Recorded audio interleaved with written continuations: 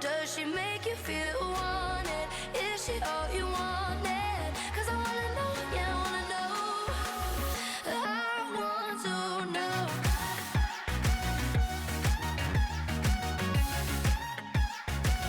I want to know. Is she all you wanted? 'Cause I wanna know, yeah, I wanna know. I want to know.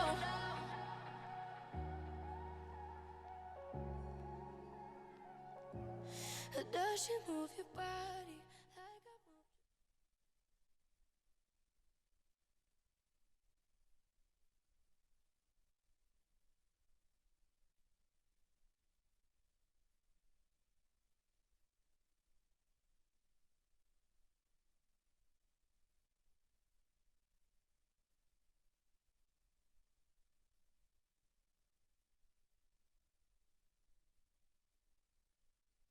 Let's get it started in here.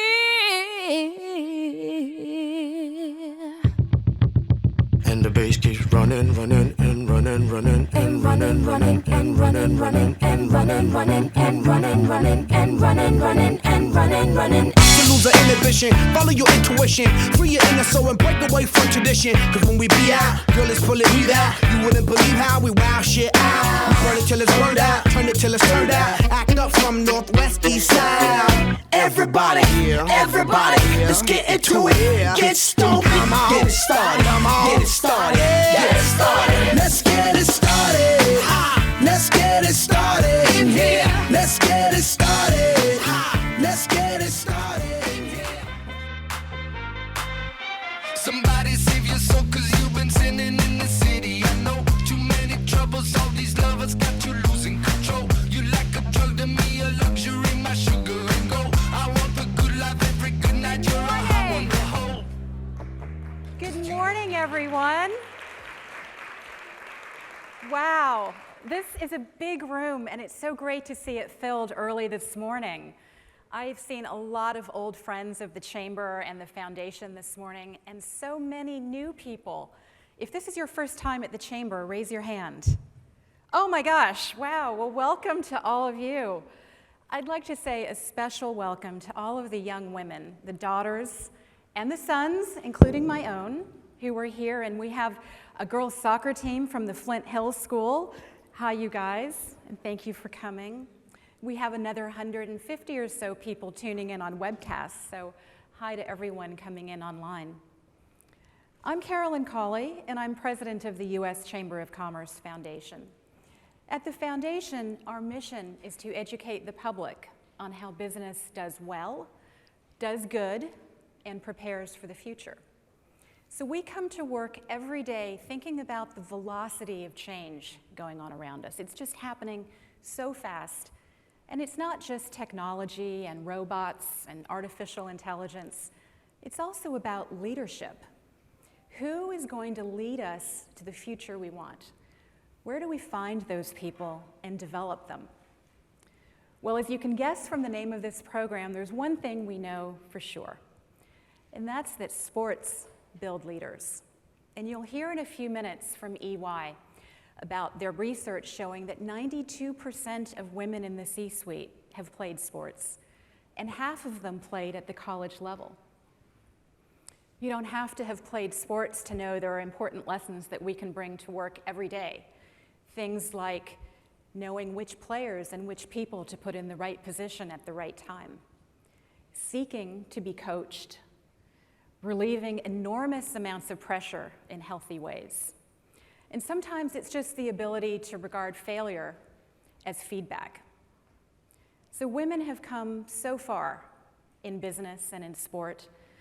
Think back to the year 1924. The first Winter Olympic Games were held, and 13 women competed. That was probably a big number at the time, and they were all figure skaters. Flash forward to this year in 2018, and 1,200 women competed at the Olympics across all of the winter sports. And not all of them became a household name, but I think they sure deserve to be. There are some other names that we don't know well. One of them is a woman named Callie Brownson. You might not have heard of her, but she made history this year when she was named the first female Division I football coach up at Dartmouth. In another first, NBC last week announced that they would begin broadcasting amateur women's golf live from Augusta for the first time. So that's great progress that we can all be proud of. But we need only look at the US Open to see there's so much that needs to be done. Serena Williams and Naomi Osaka both deserved better. And that's why we do programs like this, to celebrate progress and make sure that we're asking the right questions about the hard work that's ahead. When we think about it, we know it's not just about the athletes, it's about coaches and mentors, leagues, and all of us as fans. The sports market is huge, and it's growing. It's going to impact our lives even more. New leagues are forming. Everything about content and distribution is changing. And we have a duty of care, too. We need to make sure, excuse me, we need to make sure that we keep our young players and our young athletes safe. We must work on pay gaps. And we have to make sure that more sports are available to all kids and all fans. Because when it's more inclusive and more diverse, we're all better off. So let's get to it. It's Sports Forward. We have a great program for you today. You have committed your morning to be here with us. And our commitment to you is that we have packed it all in. And thanks so much to our partners, EY and WAGS, for making this program possible. And we all hope that you'll leave today inspired and informed. Thank you.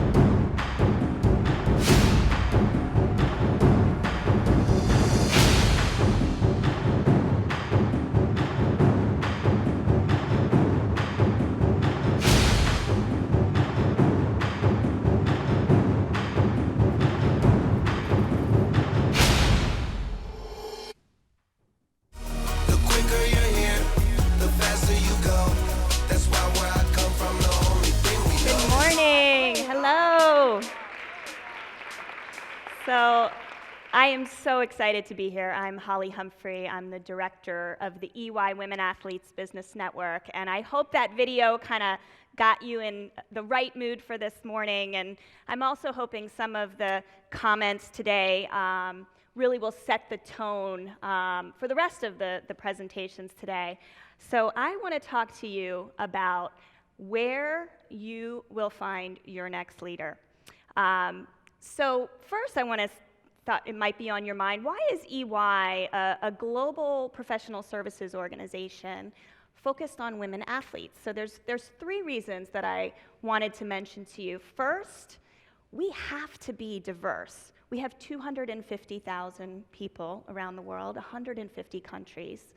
And our clients' issues are just getting more complex every day, and they are diverse. So we have to have diverse teams, diverse skill sets, diverse mindsets to really address our clients' issues. Second, we're focused on mindsets and not just skill sets. You know, every company is facing disruption right now.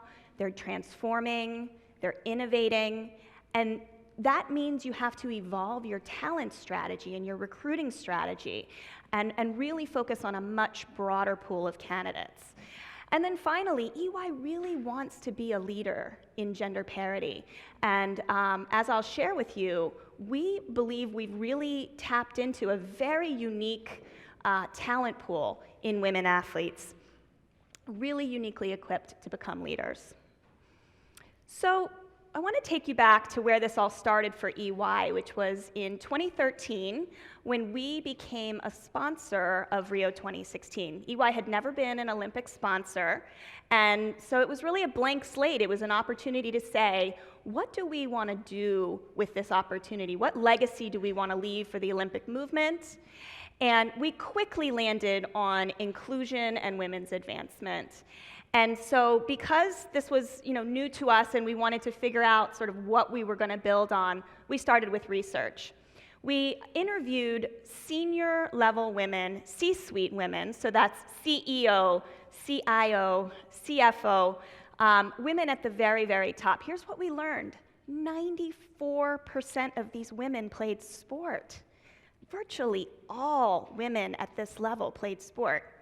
And that was just staggering to us. We actually did this research twice to validate it because it was just so staggering. The one that even surprised us more is that 52% of these C-suite women played sport at the university level.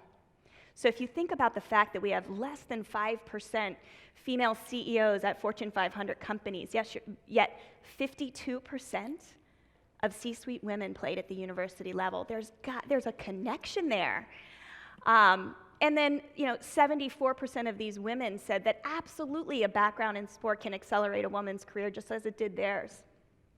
You can see over here, just amazing women leaders around the world who have a very interesting sports background. Christine Lagarde was on the national synchronized swimming team. Hillary Clinton, Condoleezza Rice, Indra Nooyi, Ellen Kullman, the former CEO of DuPont. It goes on and on. So we kept going with our research. We did a series of reports over the last few years. We actually also looked at not only EY research, but sort of the whole body of research that's out there from wonderful organizations like the Women's Sports Foundation, many of the universities who had studied this. And what we found is that sport is important at every level. So it's incredibly important for girls. Many of you have probably heard these statistics around girls. They have greater social and economic mobility. They're less likely to do drugs, greater personal safety. They perform better in school. The big factor for girls, I'm certainly dealing with this now with my 5-year-old, is the confidence factor, the learning to lose and winning again and picking yourself up for the next game. So it's important for girls, but then what we also found in our research, it's very important at that stage where young women leaders are rising through their career. 77% of executive women say that the women on their teams that played sport make really great employees and teammates. There were 3 things that were identified for these rising women leaders. They see projects through to completion. I like to call it stick-to-itness. So they stick to it, and if you think about that in a corporate environment, there's a lot of things that make projects hard. There's some politics, there's some administrative barriers, and that stick-to-itiveness is incredibly important to helping these women succeed. Second, they're really good at motivating others. That the sports background really helps them with that. And then finally, they build strong teams, and they're great team players. Not everyone is a great team player, but the sport background is just really important for women in that way. And then the bonus, they actually have 7% higher wages than non-athletes. So that was all quite interesting. I shared with you the C-suite stats. The one other thing I wanted to touch on, EY's been focused on women entrepreneurs for quite a long time as well. So in addition to our Women Athletes Business Network, we have a program called Entrepreneurial Winning Women. And we started to see a lot of those women had sports backgrounds, and a lot of the Olympians and the elite athletes we were beginning to be connected to with our Olympic sponsorship, they were all quite entrepreneurial. And so we did a report, and we found these 5 qualities that make winning entrepreneurs.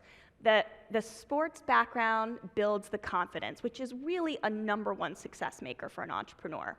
Single-mindedness. I like this one because if you think about the focus that it takes to play at an elite level, you really have to have a single-minded focus on that goal and turn your barriers into motivators.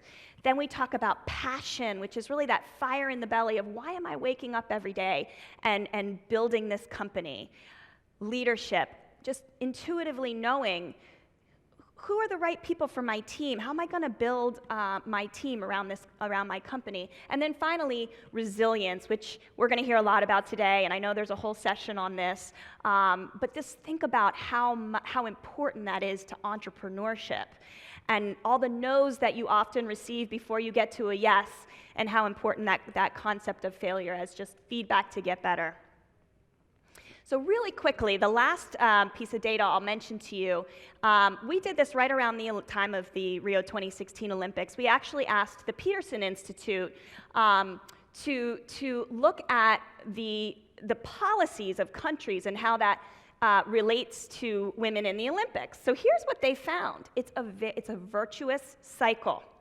Countries that support women and girls through policies around labor participation, education, healthcare, they have more female athletes competing in the Olympics. Those women win more medals, they come home, they gain visibility, and their culture develops an enhanced perception of women and women's abilities.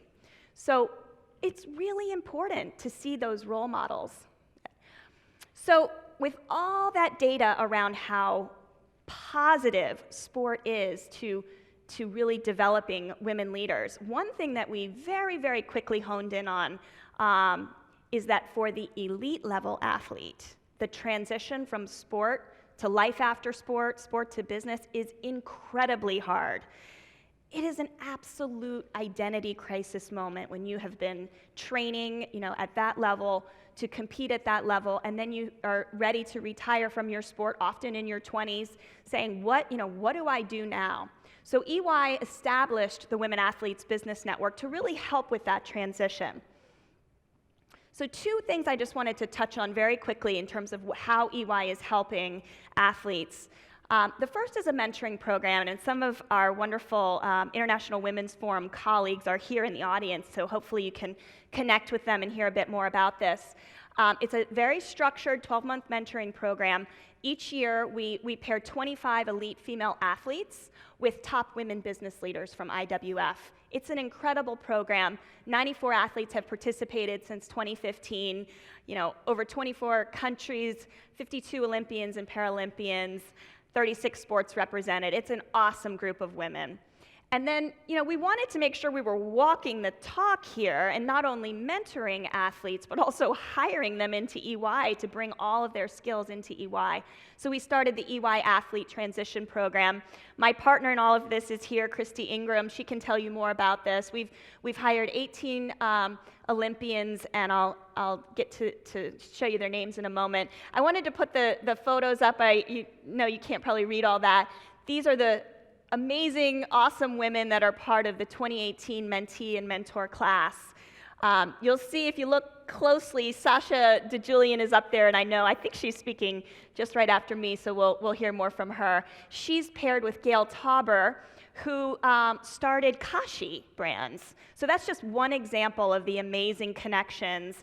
Many of these mentors have been with us since the first class. This is a list of the EY Olympians that have been hired after Rio 2016 and Pyeongchang 2018.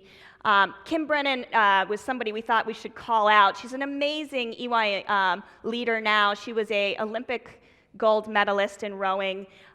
She has come into EY, brought all of her skills to the table, and she's now created an entire recruiting program specific to Australia for athletes, and just an example of the impact that one person can make. So just a few final thoughts for you around all of this body of research and sort of thinking about today and why we're all here and how important it is. First, we all have a role to play in supporting girls and women's sports. So that is at sort of every level. Certainly it's supporting wonderful organizations like Women's Sports Foundation and Right to Play and many NGOs that are helping provide access to girls' sports. But it's also really being involved in your local community and your local sports programs, encouraging your daughters to stay in sport. Often girls can drop out of sports in their adolescent years, and the research shows if they stay in their adolescent years, the benefits are just, as we saw, so important to the rest of their lives. drive an understanding of why sports matter. I mean, many of us are probably involved in dialogues around women's advancement and diversity and inclusion, but the progress is slow. And now we're saying, wow, there's actually a lever here that sport actually does make a difference in getting women to the top. And we all know the world needs more women leaders.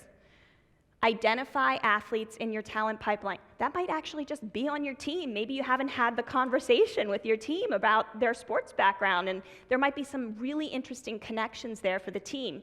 It could also be about your recruiting strategy and thinking a little differently about that and working with athletic departments. And then finally, just be one of the people in your organization that is focused on pushing for accountability around gender parity. And that could be getting involved in the diversity and inclusion efforts, but it can also just be around, having the conversations at an individual level around getting women promoted to the next level. So with that, I'll just leave you with the opportunities to get involved with what we're doing. We're so excited to be here today, but EY is certainly just one piece of the puzzle. We'd love for you to join our social community, very active community on both Facebook and Twitter. We'd love to hear about your research and how we can help promote that, share the success stories. If you're an elite athlete here today and you're interested in our mentoring program, the next class applications start in October. And then think about working for EY. We certainly believe in the power of what women athletes bring to the table. So with that, I would like to have the amazing Ann Bailey join me, and we just wanted to talk a little bit further about some of the research we discussed.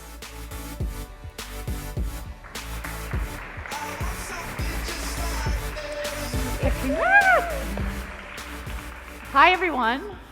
It is absolutely fantastic to be here today. Congratulations on a great presentation, and really congratulations to EY on the groundbreaking work that they've done on this study. I think it's empowering to all of us. And I really want to congratulate Carolyn and her entire staff at the U.S. Chamber Foundation for an excellent event, a fantastic agenda, and a very impressive group that's gathered here today. Let me just kick off with a few questions and maybe dig into a little bit more detail. And please know that Holly will be here all day, so you'll be able to ask questions to her directly throughout the day if you have some that you'd like to ask her about EY and the program that they've done. Let me kick off and just say, one of the most impressive points that you brought up in the discussion was that 94% of senior female leaders played sport. Yeah.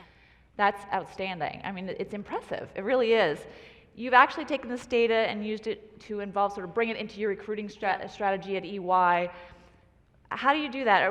When you look at athletes and you bring them into EY, what do you look for? Yeah. I think it goes back to, first of all, I got to hear Ann's story, so I wish I could be interviewing her, really. So I hope we can have a dialogue here about your own experience, Ann. But it's really about that mindsets versus skill sets. EY is constantly talking about high performance teaming and the importance of being a great member of a high performance team. I mean, really look at what the athletes bring to that equation. I think the other thing is that our business is changing, and everyone's business is changing, and it's requiring people with a very broad view of how they can make an impact and really want to achieve excellence in their career. And it's really amazing to see the women that we have recruited into EY, what they have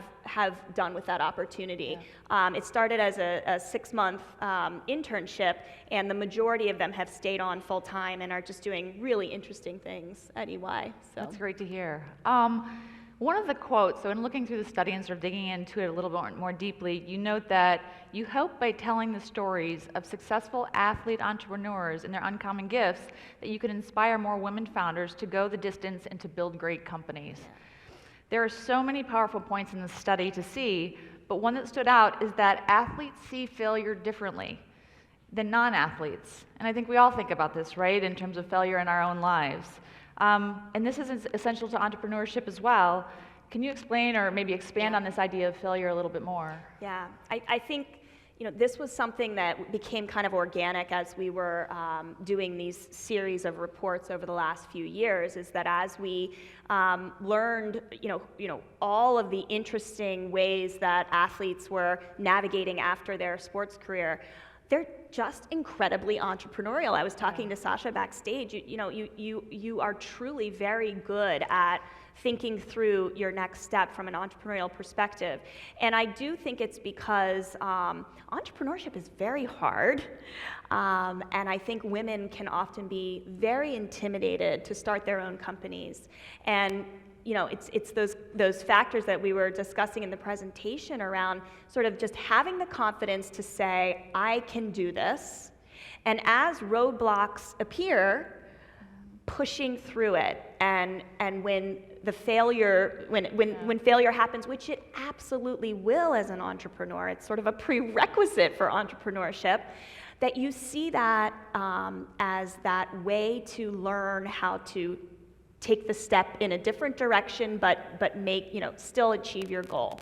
So I do think that we all want to see women entrepreneurs succeed.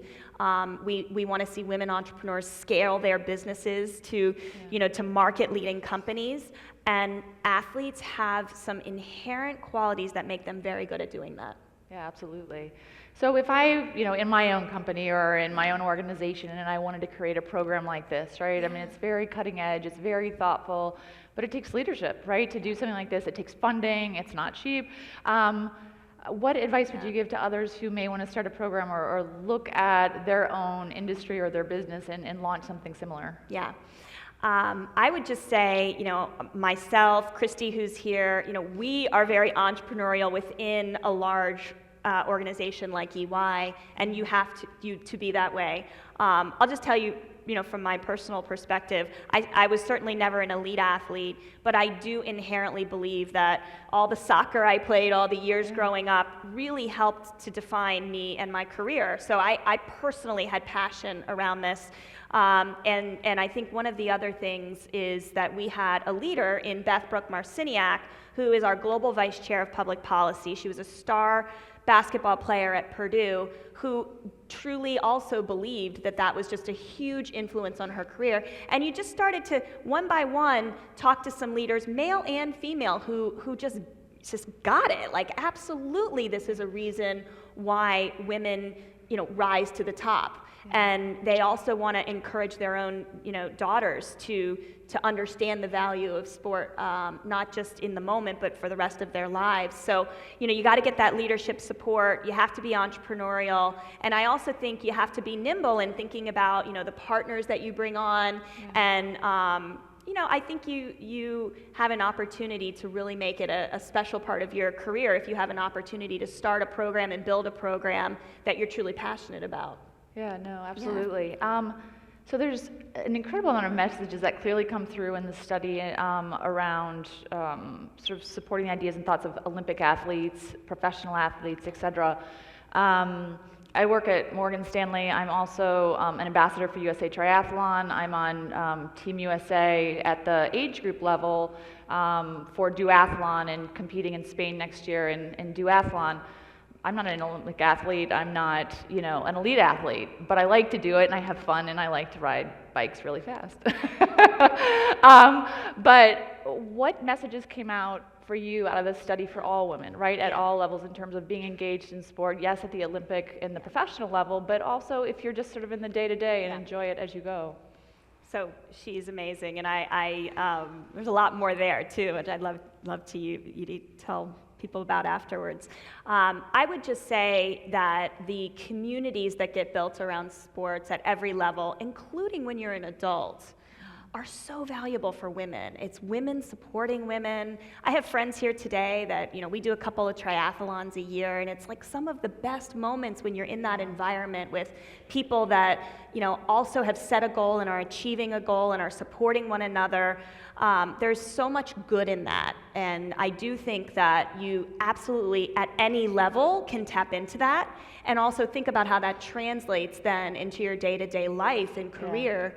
It's a really, I think, important part of kind of having a very whole life and success in a lot of different areas of your life and translating that all the way through. So I absolutely encourage women to tap into the inner athlete at whatever level you're at and think about how that makes you just a really exceptional leader. Yeah, absolutely. And maybe as we transition out and wrap up our discussion and transition to the rest of the agenda, what's next, right? You guys have done so much. What's next? Where are we headed? Yeah, I would just say what's next is that EY really does see ourselves as one piece of this big puzzle around how we support women athletes to become exceptional leaders.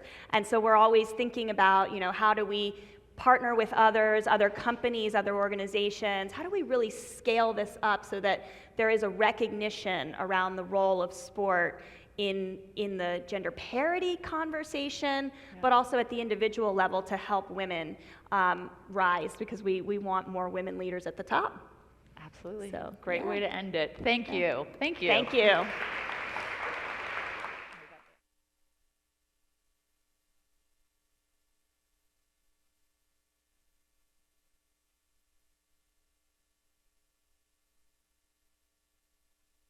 In October 2011, 18-year-old Sasha DeJulian became the first American woman to scale the rock formation known as Pure Imagination in the Red River Gorge of Kentucky. Considered one of the most difficult climbs in our country, it took 3 days.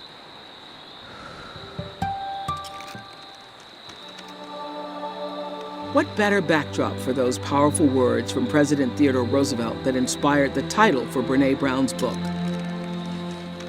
It is not the critic who counts, not the man who points out how the strong man stumbles, or where the doer of deeds could have done them better. The credit belongs to the man who is actually in the arena, whose face is marred by dust and sweat and blood, who strives valiantly, who errs, who comes short again and again. Because there is no effort without error and shortcoming, but who does actually strive to do the deeds, who knows great enthusiasms, the great devotions, who spends himself in a worthy cause, who at the best knows in the end the triumph of high achievement, and who at the worst, if he fails, at least fails while daring greatly. Oh my God! I'm like too excited to clip. Whoa. I feel like this is a dream. Till next Sunday, I'll see you in the arena.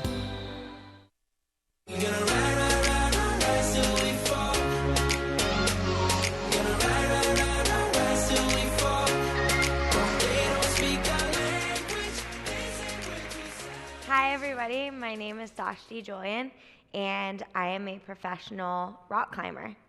Now, some of you may be wondering what is a professional climber, and I didn't know either in 1998 when my brother had a birthday party at a local climbing gym.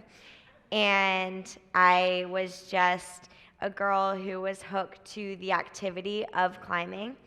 I joined the local junior team program at that gym. It's actually here in DC area called Sport Rock. I was there yesterday. And coming from a background of dabbling in different sports, figure skating, ballet, soccer, this was my diary entry of what I thought about climbing.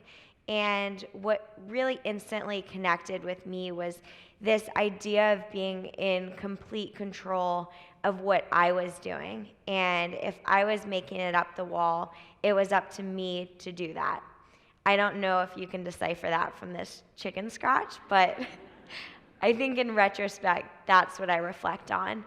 I started competing the next year, so that was when I was 7, and it was through a series of regional, divisional, eventually national championships to then compete on the World Cup level for the US team. By the time I was 16, I was eligible to compete for the adult US team, and that was kind of my passport to see the world in a really unique lens, but it was in this indoor arena. After I won the World Championships, I set out to explore what other pursuits I could have with climbing. And that led me to these amazing destinations around the world, from Europe to Asia to Africa. The way that climbing works is that we have individual sponsorship deals with corporations that we work with. So there is a strong entrepreneurial aspect to developing a profession in a niche sport. You are essentially defining what your brand represents and then aligning with companies that reflect those values. Now, one value that I was brought up to really cherish through my parents was academics. So amidst developing my career as a professional athlete, I was also at Columbia University. So that required a lot of travel. I was normally going to places like Beijing over the weekend, doing my homework on the plane, and then traveling back in order to make it to class. So what I really value along the journey of this was learning time management skills and prioritization. So whether it was not going to something that my friends were going to because I had training, or learning how to do my homework while in transit, I think that sports are a really powerful tool that enabled me to see my greater vision of what it was that I was trying to accomplish. I graduated from Columbia in 2016, having studied nonfiction writing and business management. And I had this new freedom and time to really continue to expand my horizons of what climbing would mean for me and how I could use my career to inspire others. And something that I was enabled to do was to really set this new parameter of expanding my comfort zones. So climbing has so many different facets to it. There's rock climbing, big wall climbing, ice climbing, mixed climbing, and I was really inspired to apply myself to be able to be the best well-rounded climber that I could be. And this also brought me outside of my comfort zone in the way that I was constantly dealing with living in this kind of juxtaposed position of having grown up in this area in DC and lived in Manhattan for the time that I was a student, and then now I live in Boulder, Colorado, which is a little bit less of a juxtaposition to places like this, but really spending time living on the mountain while being dedicated and committed to projects brought me to learn a lot about risk mitigation. So that's classifying what's rational fear and what's irrational fear. And for instance, when I was at Columbia and I would be super stressed out about an exam or a class, you can kind of go back to classify, okay, so what's rational about this fear and what's irrational about this fear, and learning how to manage that and just put your best foot forward. The same applies to the mountains. So when you're experiencing acute danger versus irrational fear, which may be a fear of falling, which one fallacy that a lot of people have is that climbing, you don't fall. I, in fact, fall most days. I am climbing with gear. I have a rope where I establish my safety points. So if I fall, then I'm just putting these puzzle pieces together to the point of having success, and that's going from the bottom to the top without falling. A lot of my experiences around the world in these places have been experiencing extreme conditions, and knowing how to operate and when to operate. So this picture demonstrates a weather pattern that we were experiencing in which we were faced with this risk, and that was in the mountains. You can't be on the mountain when there are big storms rolling through, and having to decide, do we stay there or do we leave? We got off the mountain, and thankfully so, because 2 other people that decided to stay actually were carried out in body bags the next day. So really being aware of the situations and making decisions is really important, both while climbing and also in business and in school.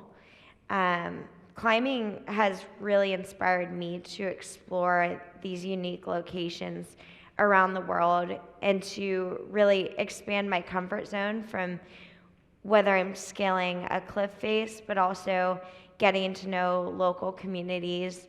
When we travel, this is Madagascar.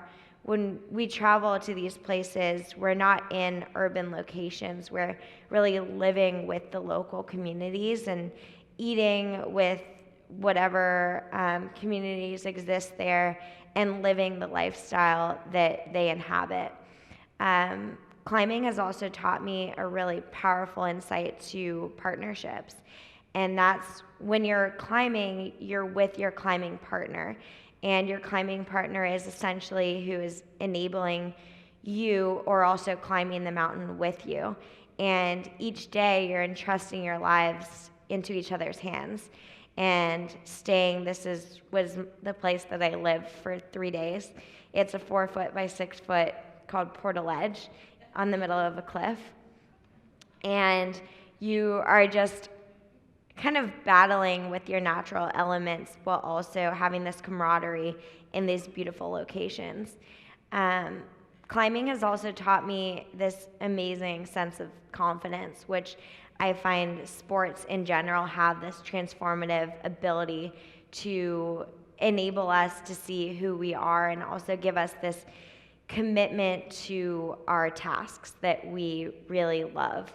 And through my journey in climbing, what I would like to inspire other people to do is, even if it's not finding their own pursuit in sports, it's finding their own passion, and the power of really living a passion and committing yourself to that is what I am most thankful for in my journey with climbing, which this summer I set out to accomplish 3 of the most difficult mountains in Canada, which was called the Canadian Trilogy. And I set out on this task, which was kind of this pipeline goal of mine that I didn't know too much about, but I knew that it was going to be a challenge and a story whether I completed it or not, because you never really know until you try. And I spent 2 months in the Banff region of Canada trying these 3 different mountains, and my objective was to climb each one of them in a single day and know what other woman had ever accomplished these, and only one other male. And over the course of these 2 months, we would spend normally 18+ hour days. So we would leave at 5 a.m., myself and my climbing partners that were kind of just different local climbers that I would align with, who would come and support me on this effort. And we'd hike out at around 5 a.m., get to the mountain after about 5 hours of hiking, climb for 12 hours, and then hike back. And despite being really tired on days, I eventually succeeded to complete all 3 mountains. And I think that feeling of unparalleled just personal satisfaction is what continuously drives me and inspires me to connect with all of you who are super like-minded in the idea of how can we empower others to see what they're capable of, and using sports as that vessel.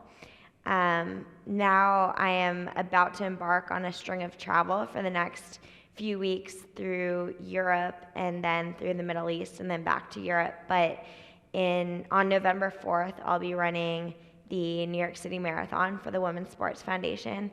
And if you guys have some time, check out the foundation. And thank you for listening to my story. Done. What a ball. Lohman, goal, Spirit. Little third-person pass there between Dunn and Lohman. And there's his ball, and it's a 2-1 game. Great combination play by the Spirit to get inside the box. That's where their goal is going to have to come from.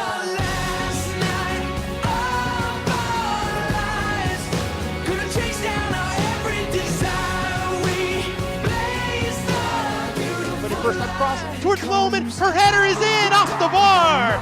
Joanna Lohman scored 2 goals. Strength of Dunn. What a ball by Dunn. Look at that. And the finish by Lohman.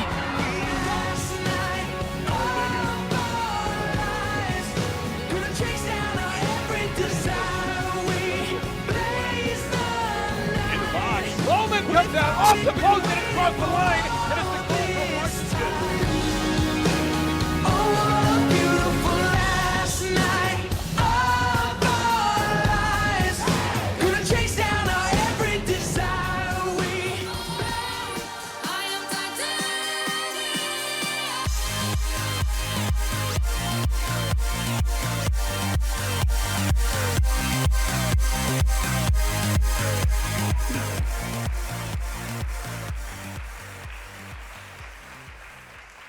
You know, after watching that sizzle reel, I'm about ready to run through a wall. I mean, I absolutely love the energy in this room, and, you know, I think you all are familiar with the great American poet laureate, Mike Tyson, correct? Who so aptly said, everybody's got a plan till they get hit in the face. And in places like the U.S. Chamber of Commerce and boardrooms around America, we spend a whole lot of time talking about the plan. We spend a whole lot of time in business school studying the plan.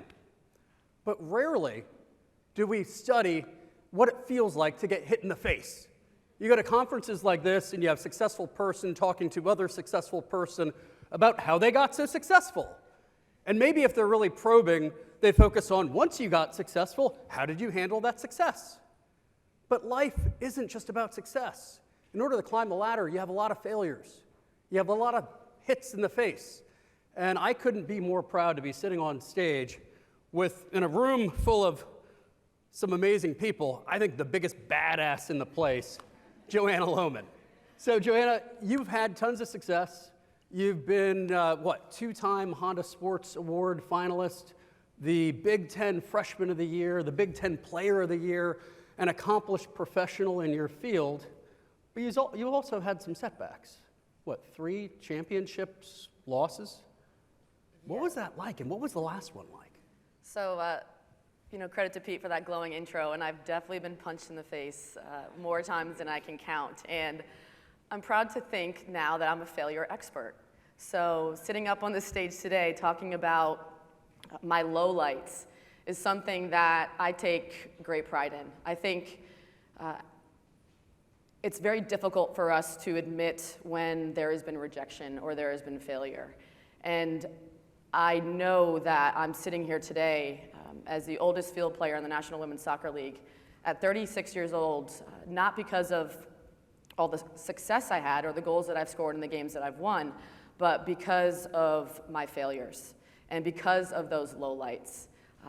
I was cut right before a World Cup. I have been through 2 failed professional women's soccer leagues. I have never won a title. I lost in all 3 championship games that I've played in, and I tore my ACL in what should have been the best season of my life. So I always say that life has a way of building me up to a precipice, and then I fall completely on my face.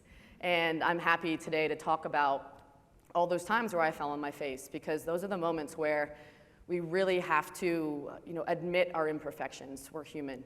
We have to face our fears. It is scary to fail. It is scary to risk yourself and to care so much about something that it could really destroy you. And failure really is an opportunity for growth. So everyone in this room, I recommend that you fail, and you fail often, and you care enough that failure is an option. So talk to us about those championship games. So I want to tell you about what I think is the most devastating loss of my career. And I smile when I tell these stories because through all the pain, there was just such incredible and beautiful moments for me. And in 2016, we had a fantastic team on the Washington Spirit. I had just returned home. I'd played a decade around the world, and I was playing in front of my family, in front of my friends, and I was so invested in that season. We had an amazing team, and I think that rarely comes along, that type of greatness. And I started 18 of 21 games, which is unique in my career too. I've never been the star player necessarily. I was tied for the second leading goal scorer, and I cared so much that I was terrified. And we make it to the championship game, and I'm the first to say that I wasn't playing that well for the 3 games prior to that. And I thought, maybe I'll still start. And this was the biggest game of my life. I had played in 2 championship games before that, but I didn't care as much as I cared about this season. Everyone in my friends and my family, they were also so invested. My parents have always been supportive of my career, but it's hard when I've played all over the world. When I played for the Spirit, they could come to every game. They saw my impact I made on the field and off, and they were with me through it. So the game was in Houston, and typically we'll fly out the day before a game because of budget reasons, but we flew out on a Wednesday for a Sunday game. So a lot of time to think about how big this game was for me, and a lot of time to stress over, would I be starting? As soccer, you get 3 subs. If you're not one of those 3 subs, there's a chance you could not play the game at all. And I found out on Friday that I was not going to start in the championship game. And that in itself was heartbreaking because I knew, I was 33 at that point. I had played for a long time, maybe 12 years professionally. I knew the media was pulling for me. I knew that there was a fan group that was really pulling for me to come through in my 3rd championship game. And so I found out I wasn't going to start. And I thought to myself, well, hopefully, I'll get into this game and I'll make an impact. And I can really rationalize the contribution that I made this season as the second leading goal scorer. And I know I was a big part of our success. So fast forward, and we go up 1-0. It's halftime. And second half, I'm warming up the entire half, running back and forth. As you guys know, this is quite agonizing. It's humiliating to be running back and forth, and your coach is trying to decide, are you worth putting into this game? So he puts in 2 subs, and I'm still not in yet. And the other team scores, and we go into overtime. So it's 1-1 at this point, and we score in the first half of overtime, and we're up 2-1. I'm still warming up. My parents are sitting 4 rows up. My best friend is there, and I just can't even look them in the eye. I'm embarrassed to think that they flew all that way to Houston for this game, and I may not even get on the field. So we're up 2-1, and he puts in the 3rd sub, and I don't go into this game. This is the biggest game of my life, and I'm not going to even step on the field. So, obviously you don't have time to really adjust or adapt, and I just had to be the best team that I could be, and I thought, we're going to win this game. We're up 2-1. There's barely any time left. I'm going to hold the trophy that I've always wanted, and honestly, the last kick of the game, the other team launches it up, a girl heads the ball into the back of the net, so we go into penalty kicks. And you can only take a penalty kick if you're on the field, so again, I have no contribution to this game, I just have to watch. We ended up losing in penalty kicks, so I went from, okay, I'm gonna win this trophy, even though I'm not playing, to we just lost. And it slipped through our hands. We had this amazing team, we were seconds away from winning this trophy, and I knew that our team was not going to be the same next year. I knew it was going to break up, so that was my chance. And I felt completely overwhelmed. I was sad that I didn't play. I was bitter that I couldn't contribute. I was shattered and heartbroken because this is my identity. And this was the biggest game of my life, and I did not play, so who am I? And the tears just started flowing down my face. And we brought it in as a team, and our captain started crying, and I lost it. I didn't know what to do, and I just wandered around the field, and I thought, I just want to hug my mom, right? Like, how do you feel better when you're a kid? You just hug your mom. So I start walking over to the stands, and I think, as a mother, you always know your child will need you, but to see your daughter so shattered and walking towards you, and I don't think she knew what to do, right? So she's 4 rows up, and my best friend nudges her, and she says, Nancy, I think Joanna needs you. And my mom's still just paralyzed in place, and I'm walking closer and closer, and I'm crying, and it's obvious how sad I am, heartbroken, and I get closer, and Charles like, Nancy, I think you need to go down. And And so she walks down, and I walk over to them, and all I could think about was apologizing because I was so humiliated. We had lost that game. They had traveled all that way, and I didn't even step on the field, and we lost.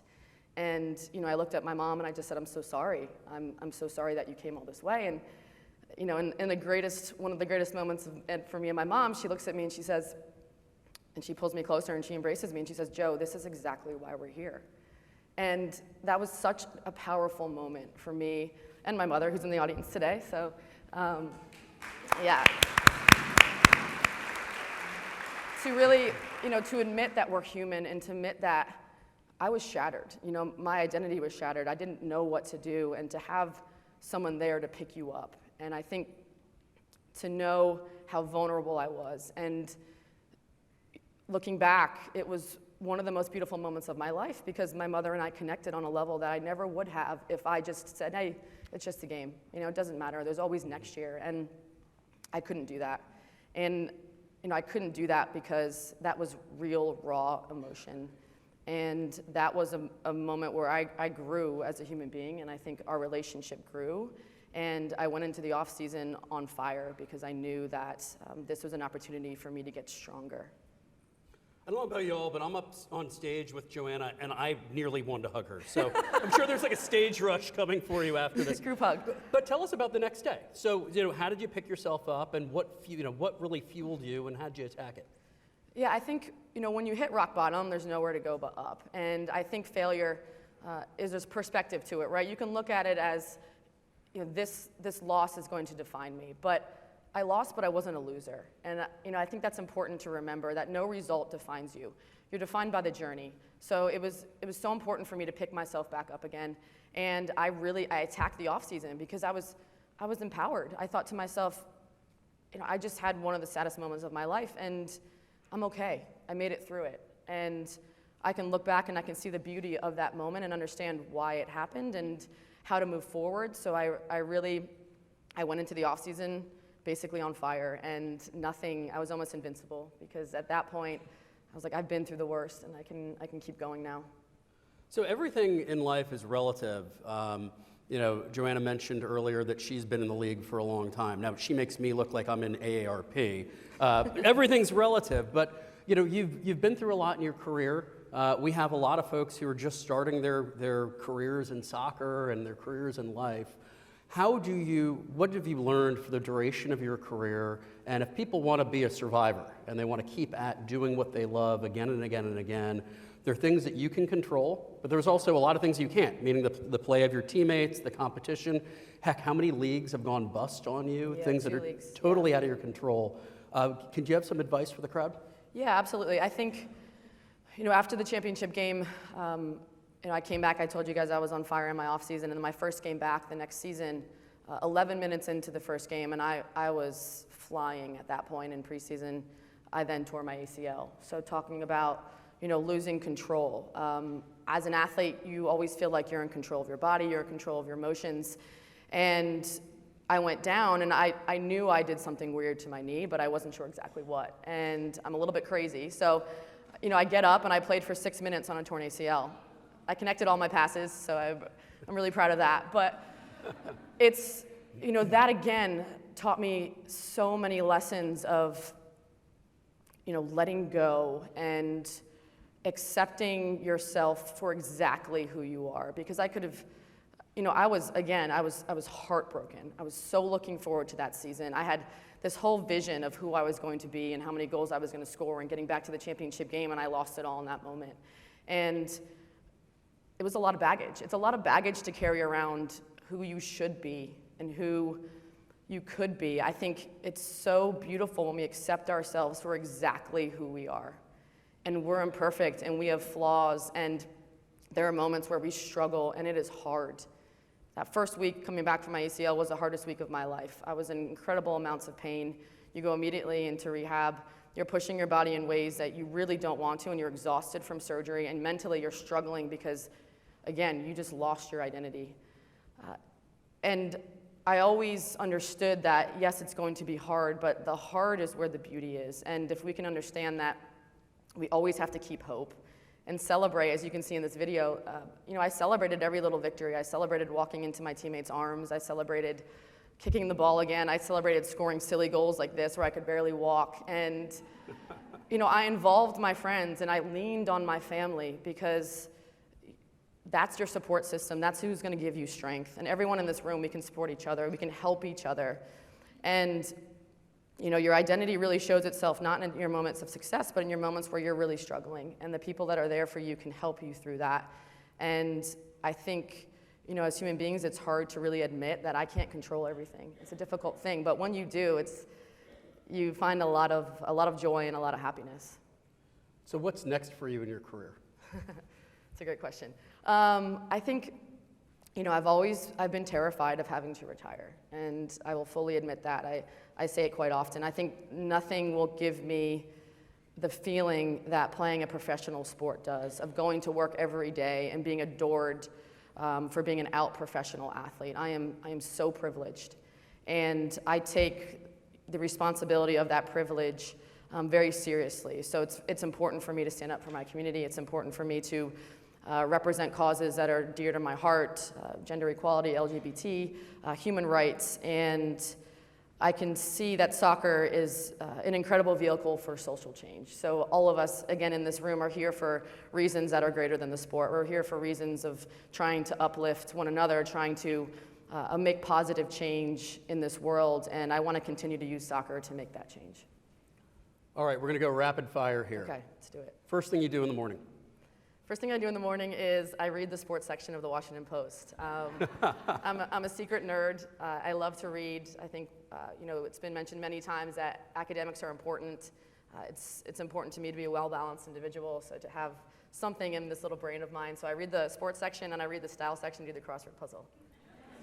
Jeff Bezos, are you hearing that? If you want to buy a new soccer team, Joanna would love to be a part of it.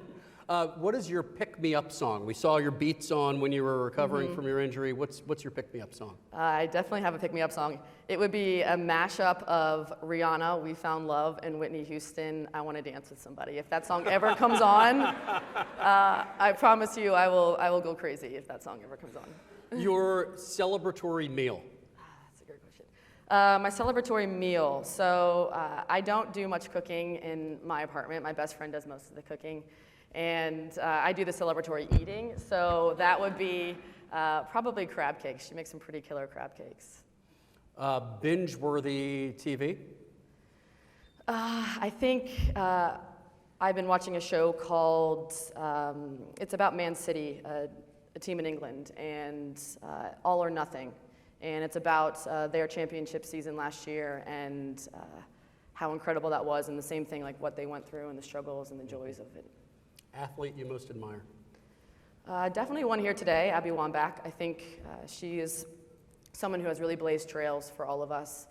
Billie Jean King was also someone that I've really admired. I got the pleasure of meeting her a couple of months ago, and she's truly a hero in my eyes. Has, again, been a pioneer for women's rights, for gender equality, and for battle of the sexes, of course. Leader you most admire, just in all of life? I think that would have to be my parents.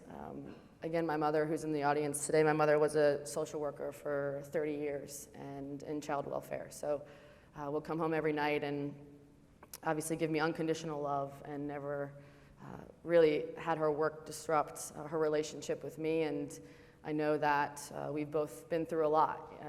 Life is a journey, and my mom has seen me fall on my face many times, and I'm sure every time has wanted to protect me and pick me up, but has realized that I have to pick myself back up again. And credit to her for what she's done. Well, we need to share you with the audience. We have room for about 2 questions. So any members of the audience want to have a question for Joanna?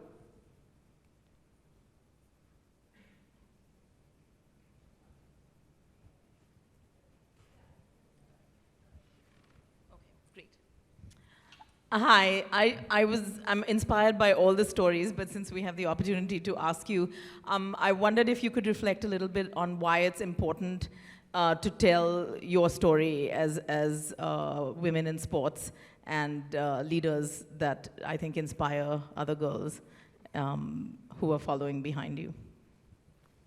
Yeah, I think it's important for me to tell my story because I think when you share the struggle, that's real life. The adversity, the obstacles, I think everyone in this audience is struggling with something. And if we open up about that and we share our vulnerability, we connect on a level that's deeper than any form of social media could, any like or any Facebook post. To look each other in the eye and to say, I'm human and I need help. It's a hard thing to admit, but it's so important. And again, why I like to talk about my lowlights is, that's more relatable. It's hard to become a professional athlete. Not many people do, but we can all be something great. And that's really the message that I want to send is we can be change makers and we can make a difference in this world if we really just support one another to do so. One more. See you in the middle.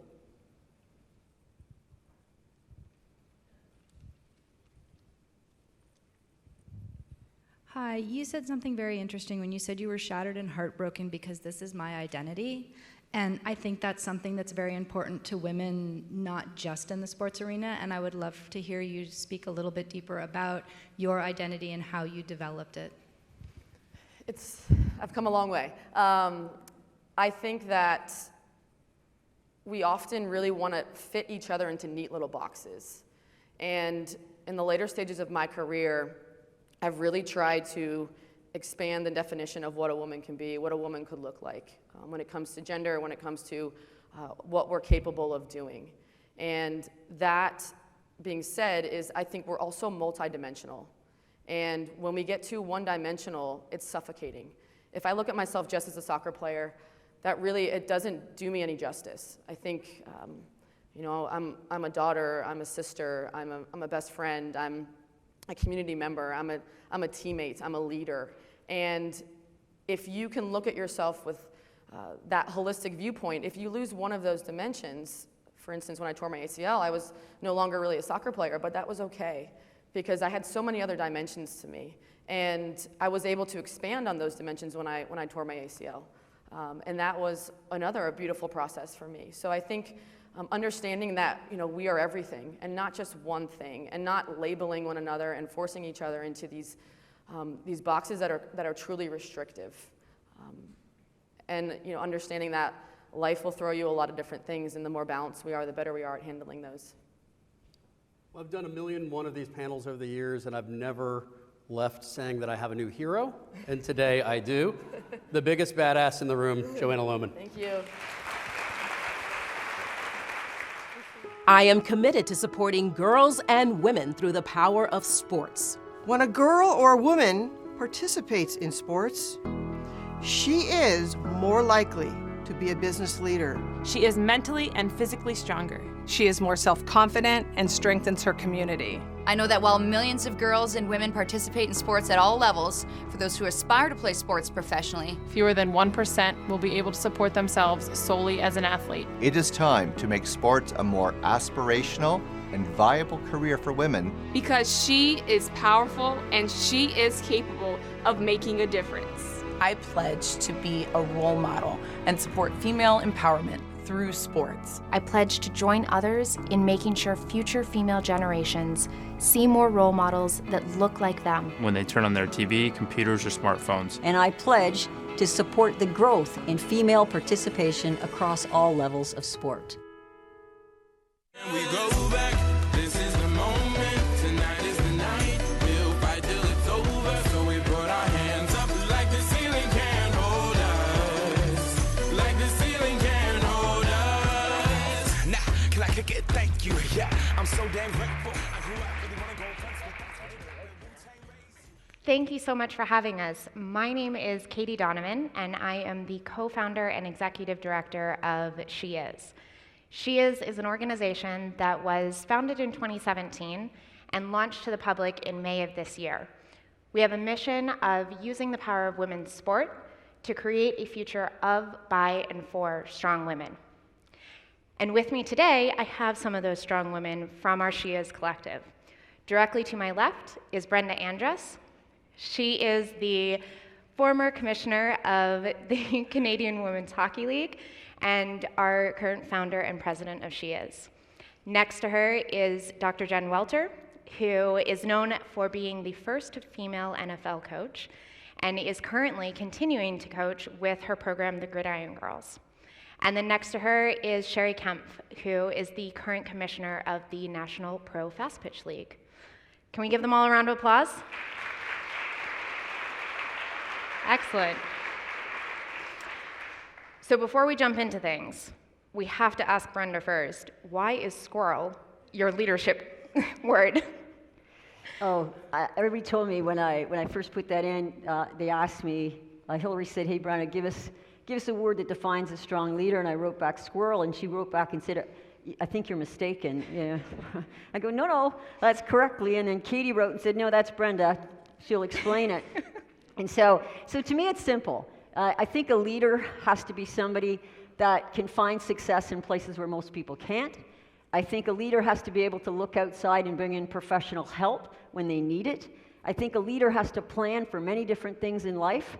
And I think a good leader always knows when somebody comes into their life that's about to teach them a lesson.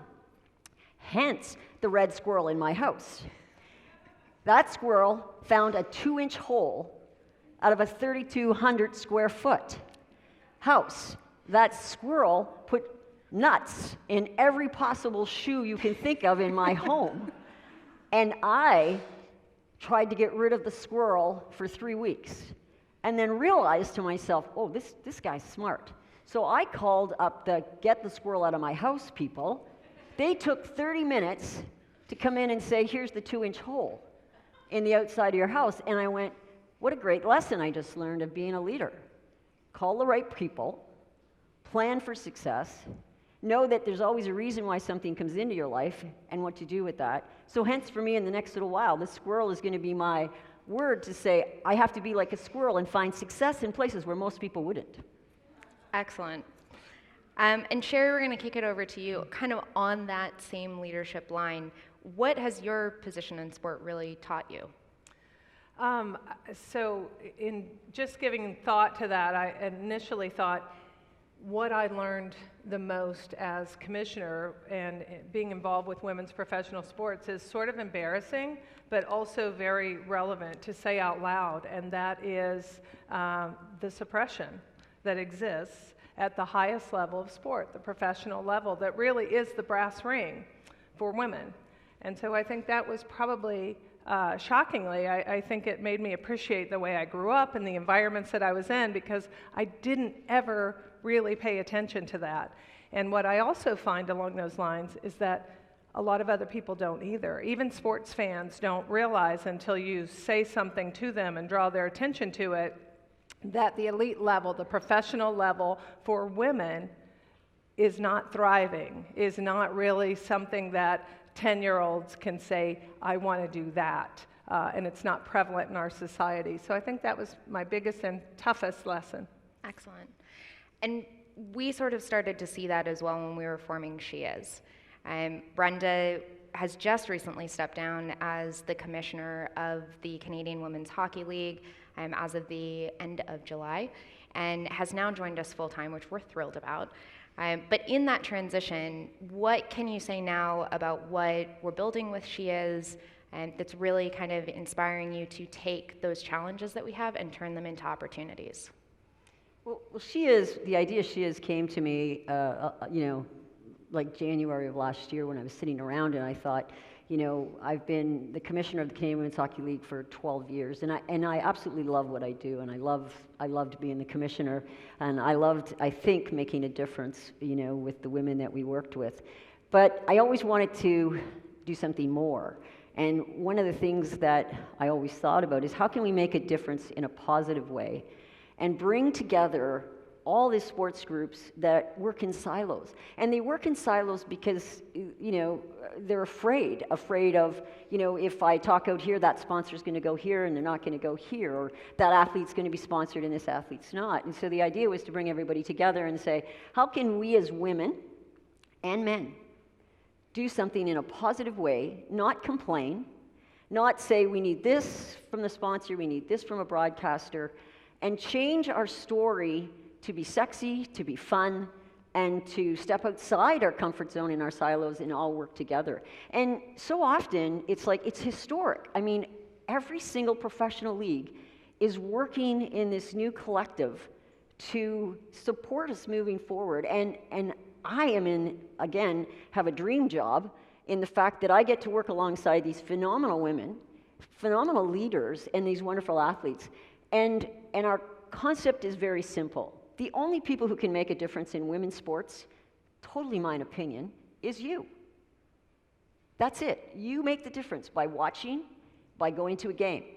You have the power to really change women's sports. Excellent.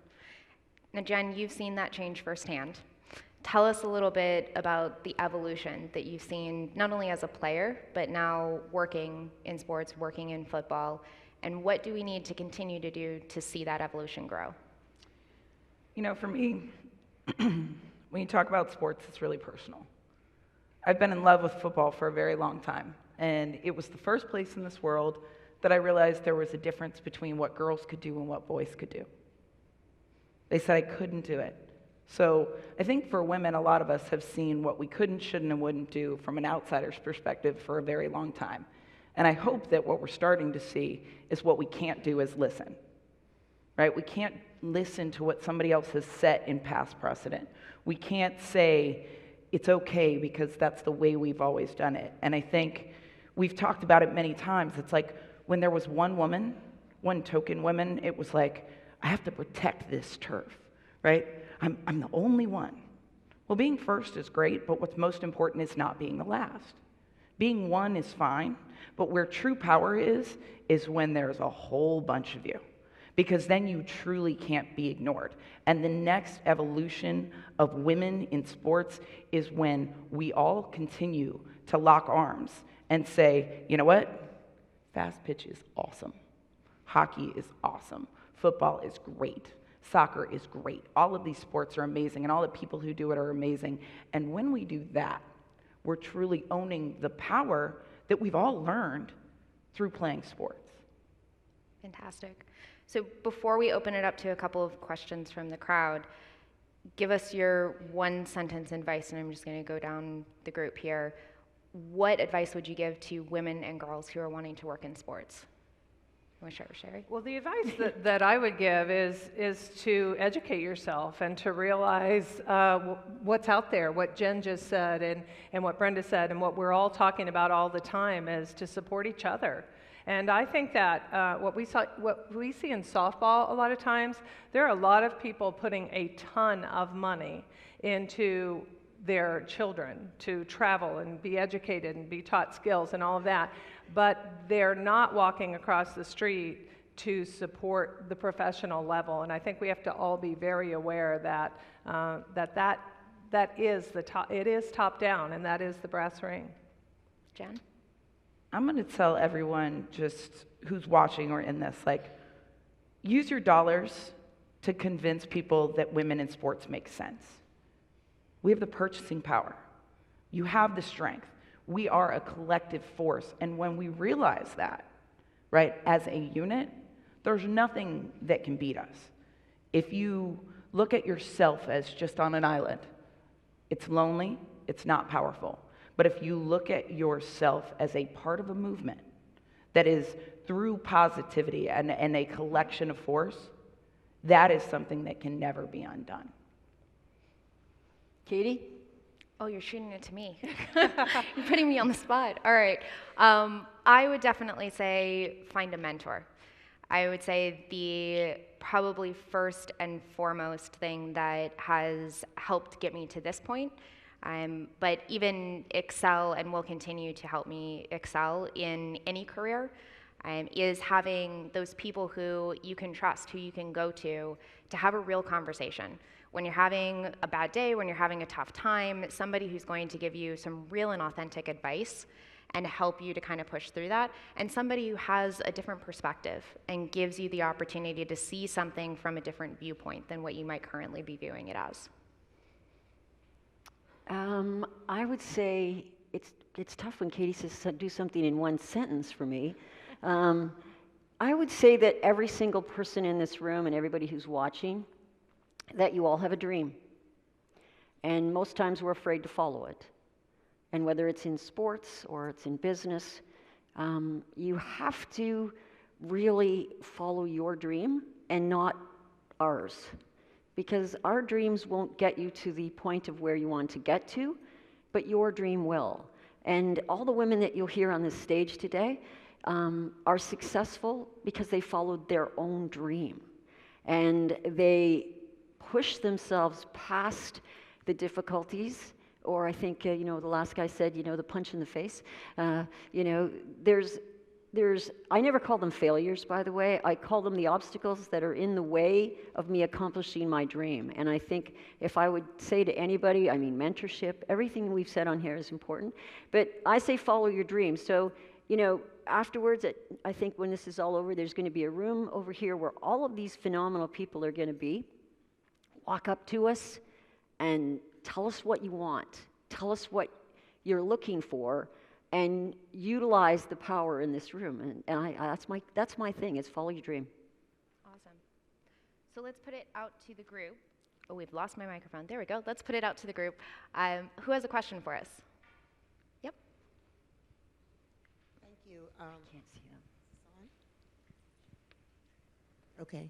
All right. Thank you. I really applaud the Chamber for having this conference here today, and all of you here and the speakers.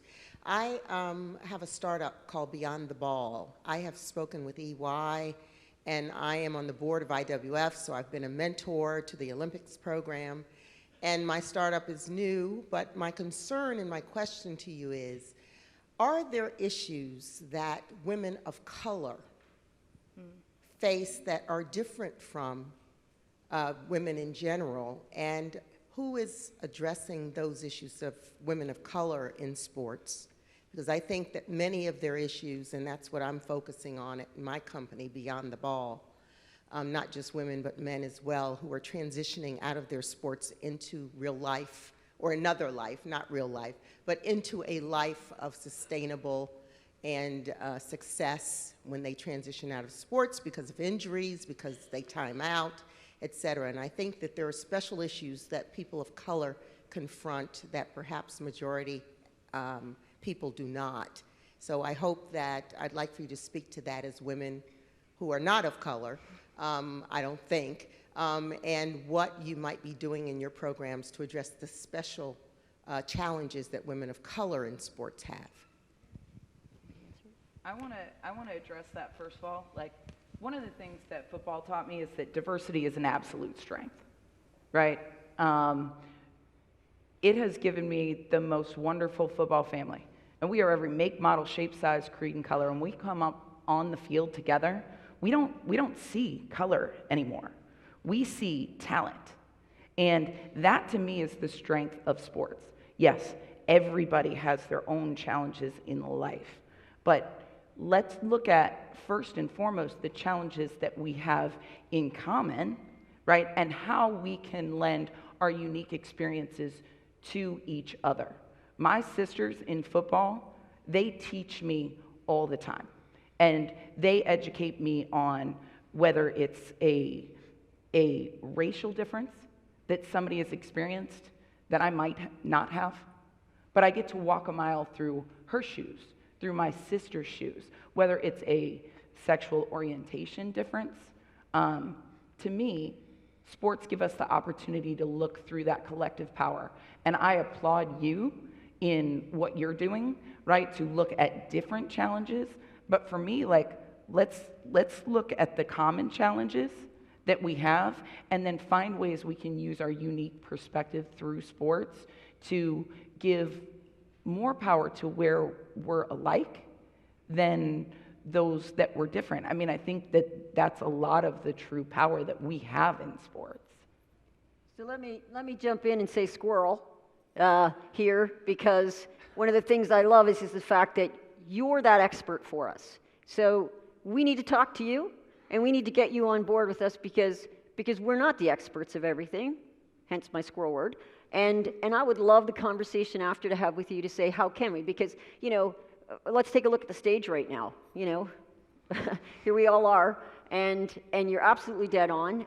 And these are the types of things that She Is been put together for, and for us to partner with you afterwards and get you on board and get you the expert in that field so that we can meet those challenges and we can address those, it's phenomenal. So I look forward to that conversation with you after this. Other questions? I see a hand right back here.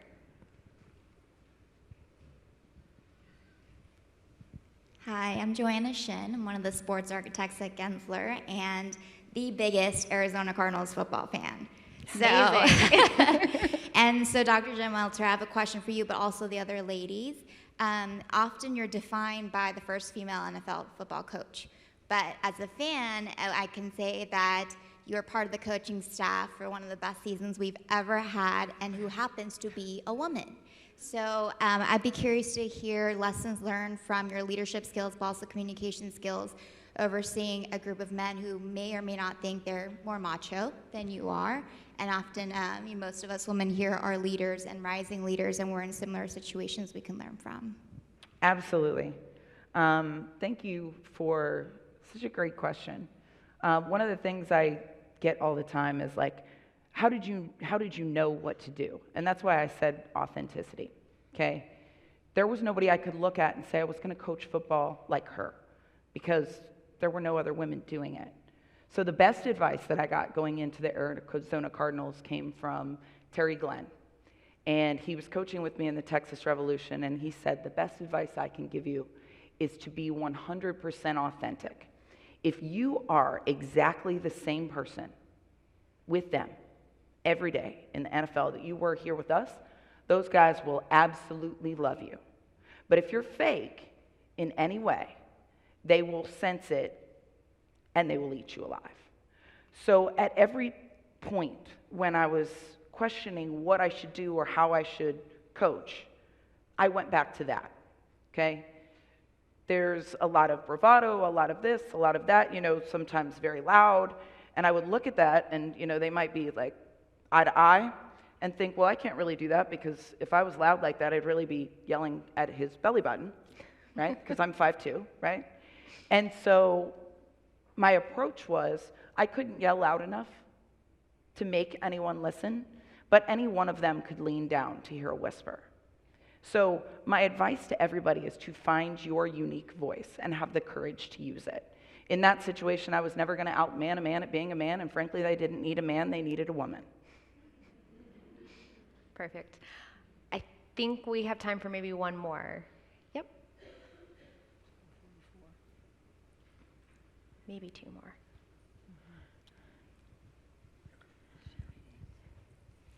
Hi, thank you so much. My name is Jenna Russo, and I work in the field of international law and policy. I really appreciated your comment about it's great to be the first, but it's even better when there are tons of you, more people on board. And I was just wondering, in athletics and also just in female leadership in general, how can we promote teamwork and women working collaboratively to really leverage their strengths both individually and collectively? Sherry? Well, I think this conversation, I think the sentiment that we're feeling right now in this country especially is big on that. And we all sort of have talked about it even casually, is that so often we remain competitive, and I think we have to set examples that we are going to support one another, and that there's absolutely nothing wrong with that. When we play on a team, we're very unselfish. We get it, that we're stronger, that when everybody performs well and when anything that we can do to enhance someone else's performance is an asset to us. But for some reason, in the professional world, we don't always get that. And I think that that's something that we absolutely have to overcome. But we have to set the examples for that. And I think I would say one other thing. It took me a half a second. It took me for Brenda to get it out of her mouth. Will you be a part of this? She is a vital movement, and it is exactly what you said. It is put our arms around each other, help each other, be mentors for each other and for the next generation. And I think I can't say enough about, and I am only with them. I didn't think it up, and I don't work in that office, but it is a powerful and important movement for women. I will second what she said, because she called me and I said, yeah. And let me explain. No. Yes. In life, I think there are easy yeses and hard no's. A hard no is something that you will never do. It's not who you are, it's not what you believe in, it's wrong. And there's an easy yes. Helping each other, right? And women working to strengthen each other, and thankfully, the men who see that too, right? Because I'm someone who's been elevated by men my whole career. That's an easy yes. Figure out the details and keep jumping in, but say yes first and then figure the rest out. There wasn't one commissioner that I called, actually, that said no. I was like, I think the funniest thing was as soon as we started to do it, everybody says, damn, I was thinking that, never did it. And I go, yeah, we did it. And then, again, let me tell you, squirrel here for a moment. One of the greatest things I did was exactly what my squirrel did, and as to call the get the squirrel out of my house situation, is I met Katie, and I said to Katie, I've got this great idea. And Katie says, she tells me what her background is, and I said, I think you should join me. I think you should do it. And so, I am smart enough to go out and get the right people to do it. And Katie's been like, she's the person that's, been there night and day as we put it together, the two of us. And it's like, so it's very essential. But to go back, it was, I remember after we did it, historically do it, I had a lot of reporters come to me and said, Brenda, this is such a great kumbaya moment. And I said, let me correct you. This is not a kumbaya moment, let's join hands and all sing and say, let's all get women going. My She Is thought process was very simple. I am making a very strong statement as the founder, is that I am saying to everyone, this is not kumbaya. This is not complain about sponsors or broadcasters or the numbers, because what 13-year-old wants to play a sport sometimes, because that's the age they drop out, when all we're saying to them is we're not watched, we're not paid equally, we're not this and we're not that, and we have to change that story to say we are this, we are that, and we are this. And I'm saying it's time to open your wallets, pay for the ticket, watch the TV. If there's a guy's sport on, watch the women's too, because if you grow this sport for females, it grows it for the men also. So mine is a very tough message. It's saying it's time to not just talk about it, it's time to make the change. And so it's a kumbaya in a different way. Wonderfully put. And so on that note, we are going to wrap things up. The way that you guys can get involved in that change, exactly to Brenda's point, is to definitely go out and watch and attend women's sports. That is that first step. But also visit us. We're at www.sheissport.com. Follow us on Team She Is. There's so much exciting stuff coming up, and we are definitely excited to take you along on that journey. Thank you so much. One more thing, the pledge.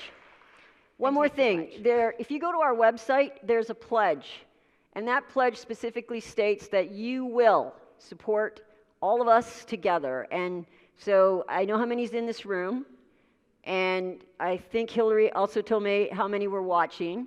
So we're going to expect a vast amount of increase in the pledges. And I also want to just say one more thing too, Squirrel.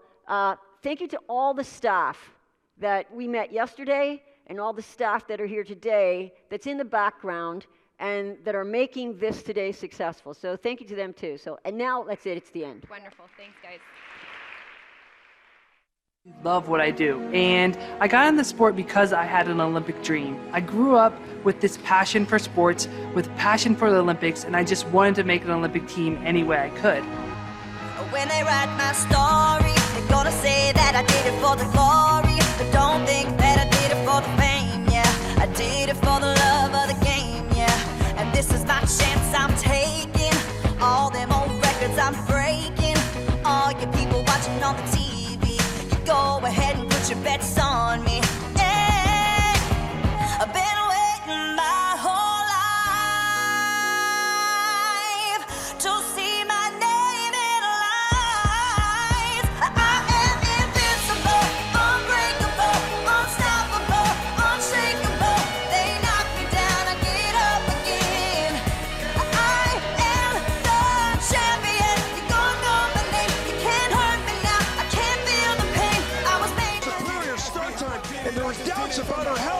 Not on this start. Look at the difference in the speed. She's got better speed at the start than Humphries, but that's what she always has done. 85-1, the up and down. This is another track record. Wow! 0.2 of a second better. There's her dad, Eddie. He's pumped about that. And that was a phenomenal run. I was made for this, yeah, I was born to win. I am the champion.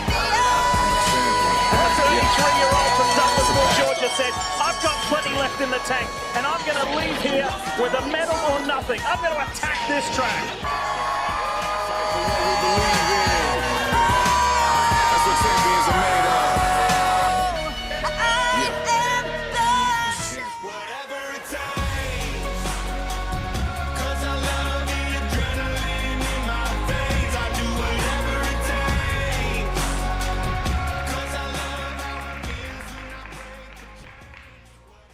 Who here's fired up to bobsled now? Woo! Every time I watch that video, my heart races. I'm so ready to go. My goodness, if I could just step in the sled right now. But second to my passion of bobsled is diversity and inclusion. And that's why it's such a great honor to be speaking with you all today. So what if I told you I had the secret formula? What if I told you I could increase your confidence, increase your leadership ability, reduce your stress, and even tack on years to your life? Now, what if I told you that although I have this secret formula, you can't have it simply because of your gender? Well, that's what millions of girls and young women around the world are told every single day. Now, if you haven't realized by now, that secret formula is sport. And although I don't have a lot of time here today, I'm going to tell you a couple of stories about how sport has changed and impacted my life.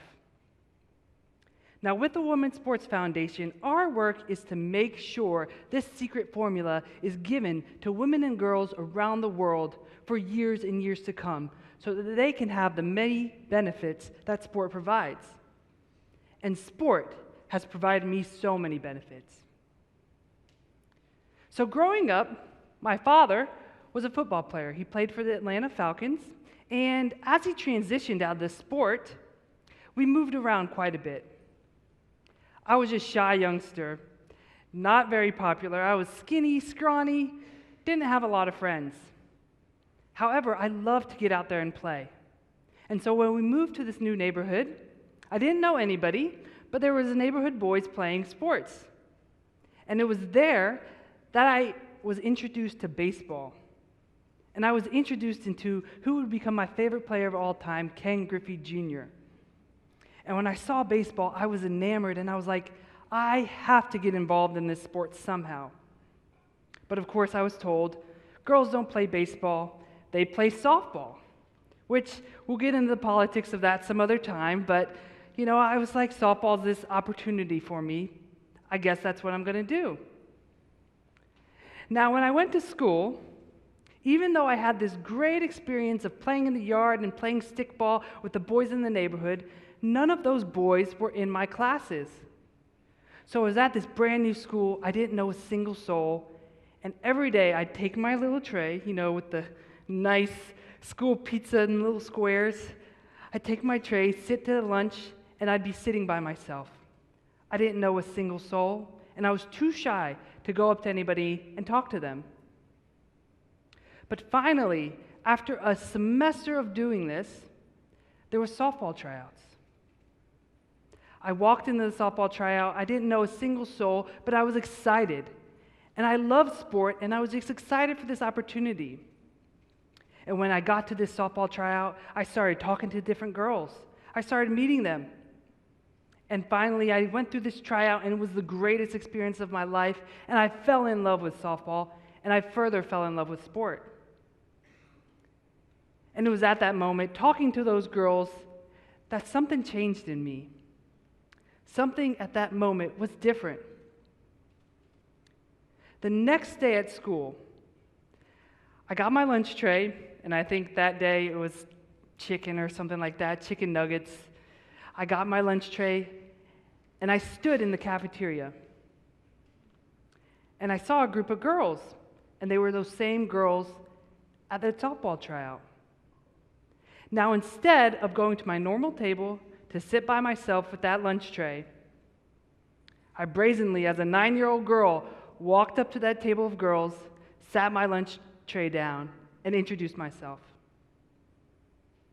And that was the first time I was able to get out of my comfort zone and start instilling a little bit of confidence that I would need 20 years later. And no, maybe some of those girls aren't my friends now. I've gone on, built different relationships, but that little seed of confidence that I built then, I would rely on so much in my future. So let's fast forward 20 years down the line.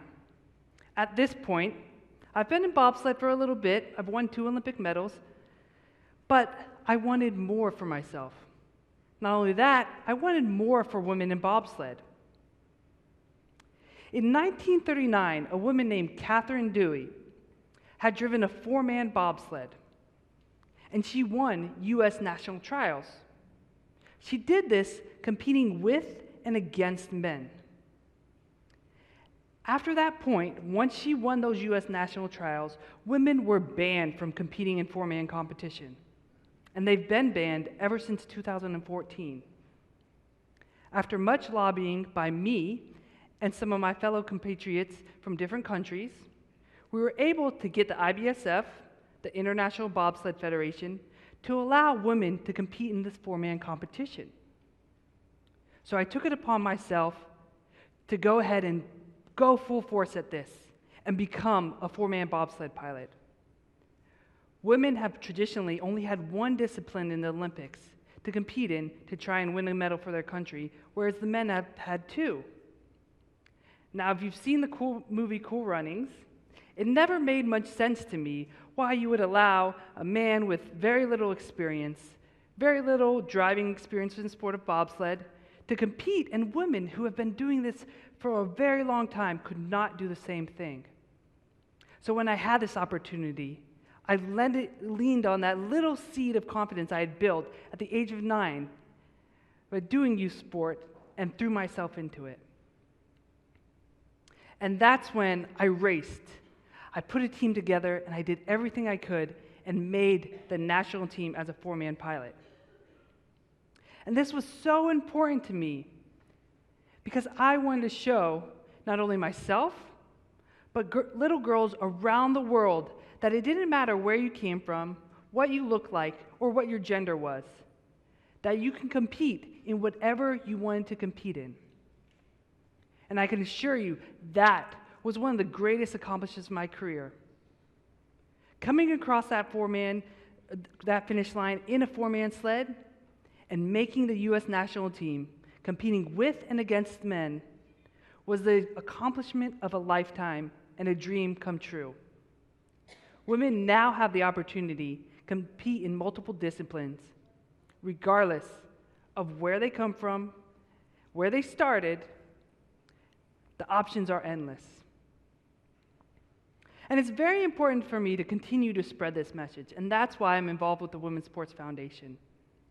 At the Women's Sports Foundation, we have a program called Sports for Life that works to serve underserved populations, women of color mostly, young girls of color, and give them the opportunities to exceed in sport and to give them that secret formula that I received at such a young age. Now, I have a niece, and she's 2 years old. And although my niece understands that her aunt bobsleds, it's not really her thing. And I love my niece to death, but there's one thing I really can't stand about her. As an avid Falcons fan, every Sunday you can find my 2-year-old niece sitting on the couch in a Panthers jersey. Falcons did win yesterday, so got a little on her. And my little niece, she'll go in the weight room with me, she'll pick up a mop handle, and she'll do squats, and she'll work out, and it's so exciting to see her.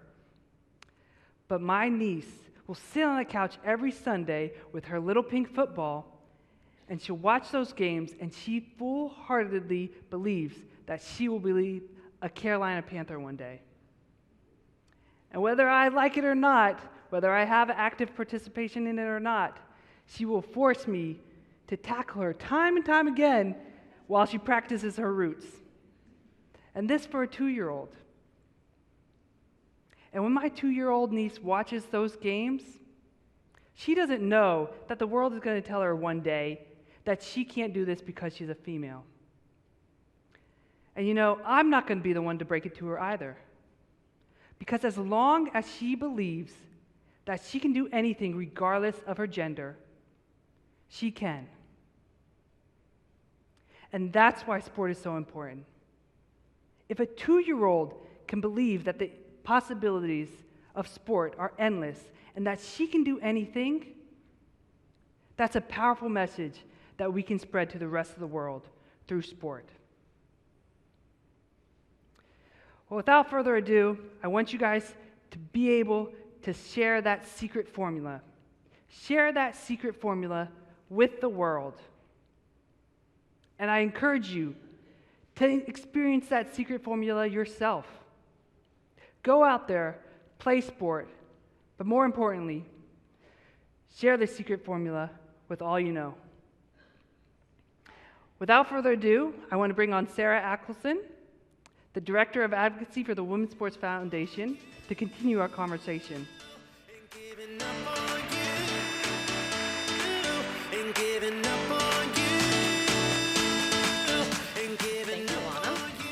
Good morning, everyone. As Alana mentioned, I'm Sarah Axelson, Director of Advocacy with the Women's Sports Foundation.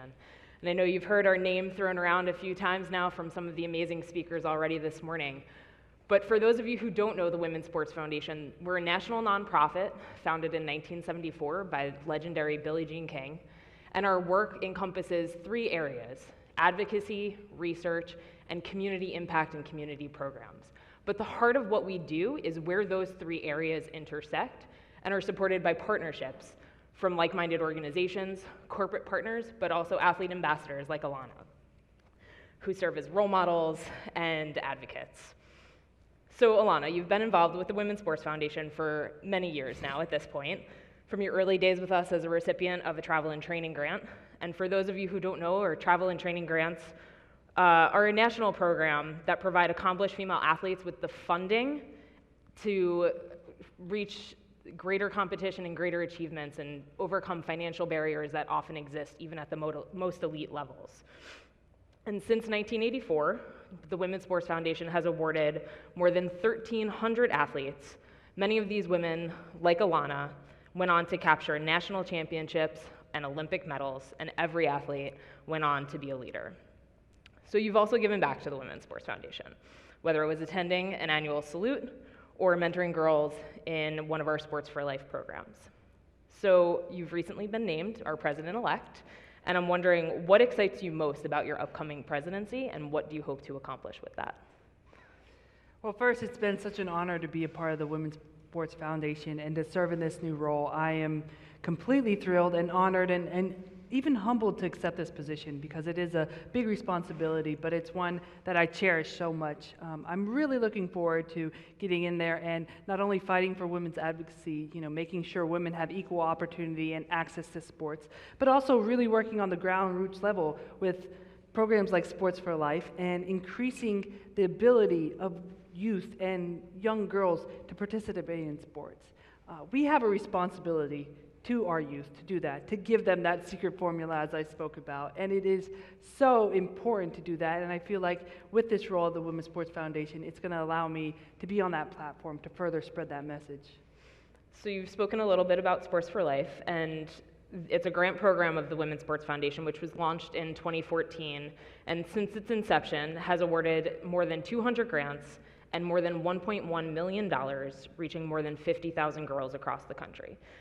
What do you get? You've interacted with a lot of the girls from the programs in Sports for Life and the community partners that we work with.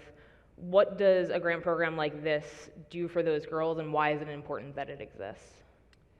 I think something to emphasize with the Sports for Life program, and even though Women's Sports Foundation works to serve girls of every single background, the Sports for Life program in particular services mostly women of color. And those populations, we have seen through study after study, are largely underserved when it comes to sports and have a lot less access when it comes to sport. Myself, obviously as a woman of color, I came into this world of bobsled, and there weren't many people who looked like me at all. And this was from an international landscape. Nobody looked like me. So to be in a position where I had to go out there and set this path and break into this white barrier, it was a whole new world for me.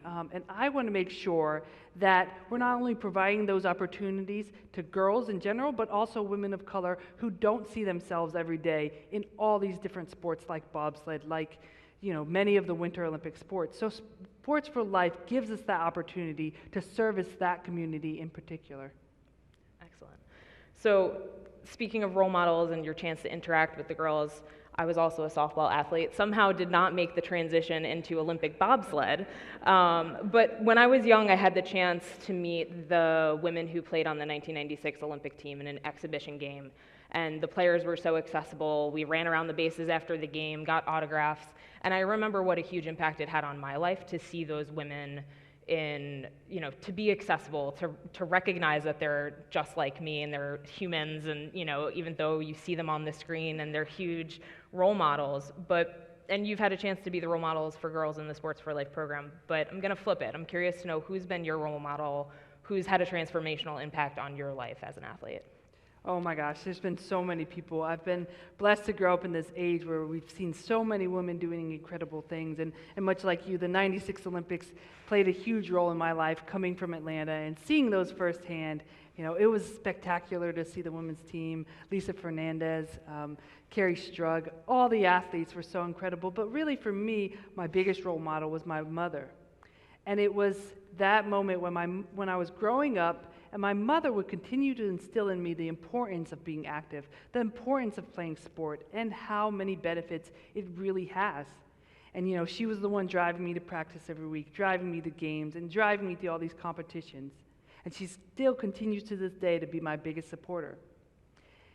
And it also emphasizes that my mom was an elite athlete. It was my dad, and most people think, your father's got to be this big role in your house, but it really was my mother. And that further emphasizes that even if you're not the best athlete, even you're not the most elite athlete, you don't have all these Olympic medals, you can make a difference in a young girl's life. You can be that person to give her the secret formula. That's great.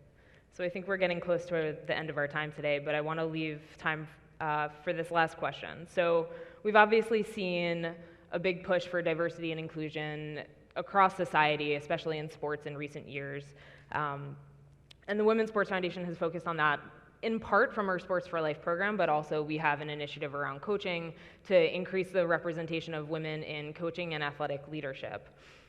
So in closing, what would your message be to the businesses and business leaders that are here in the room today about their role in promoting diversity and inclusion in sports? Well, I think throughout the presentations today, we've learned how important sport really is. And I want you all to know that you can play a very active role in promoting sport and promoting the benefits it provides. And that is a huge amount of power. And I think sometimes in today's world, we don't understand how much power we really have. We think power belongs to those in government, or we think power belongs to those elected officials or the CEOs and CFOs.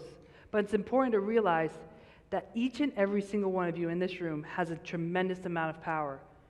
Because you can influence those girls, you can influence those young women and lead them to sport and lead them to all the benefits that sport provides. Excellent. Well, Alana, we look forward to officially announcing your president-elect at the next annual Salute to Women in Sports next month, and we hope to see some of you there. Thank you. Thank you.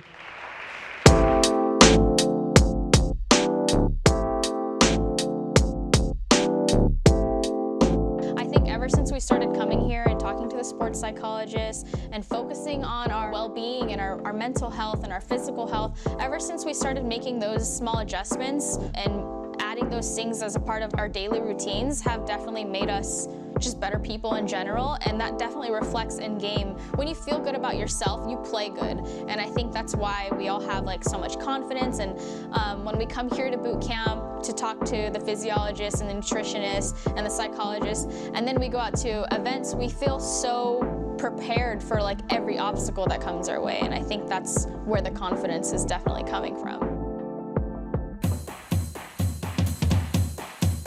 You wanna dance?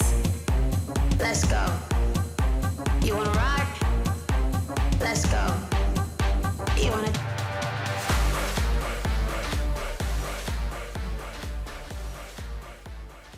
Good morning, everyone. Morning.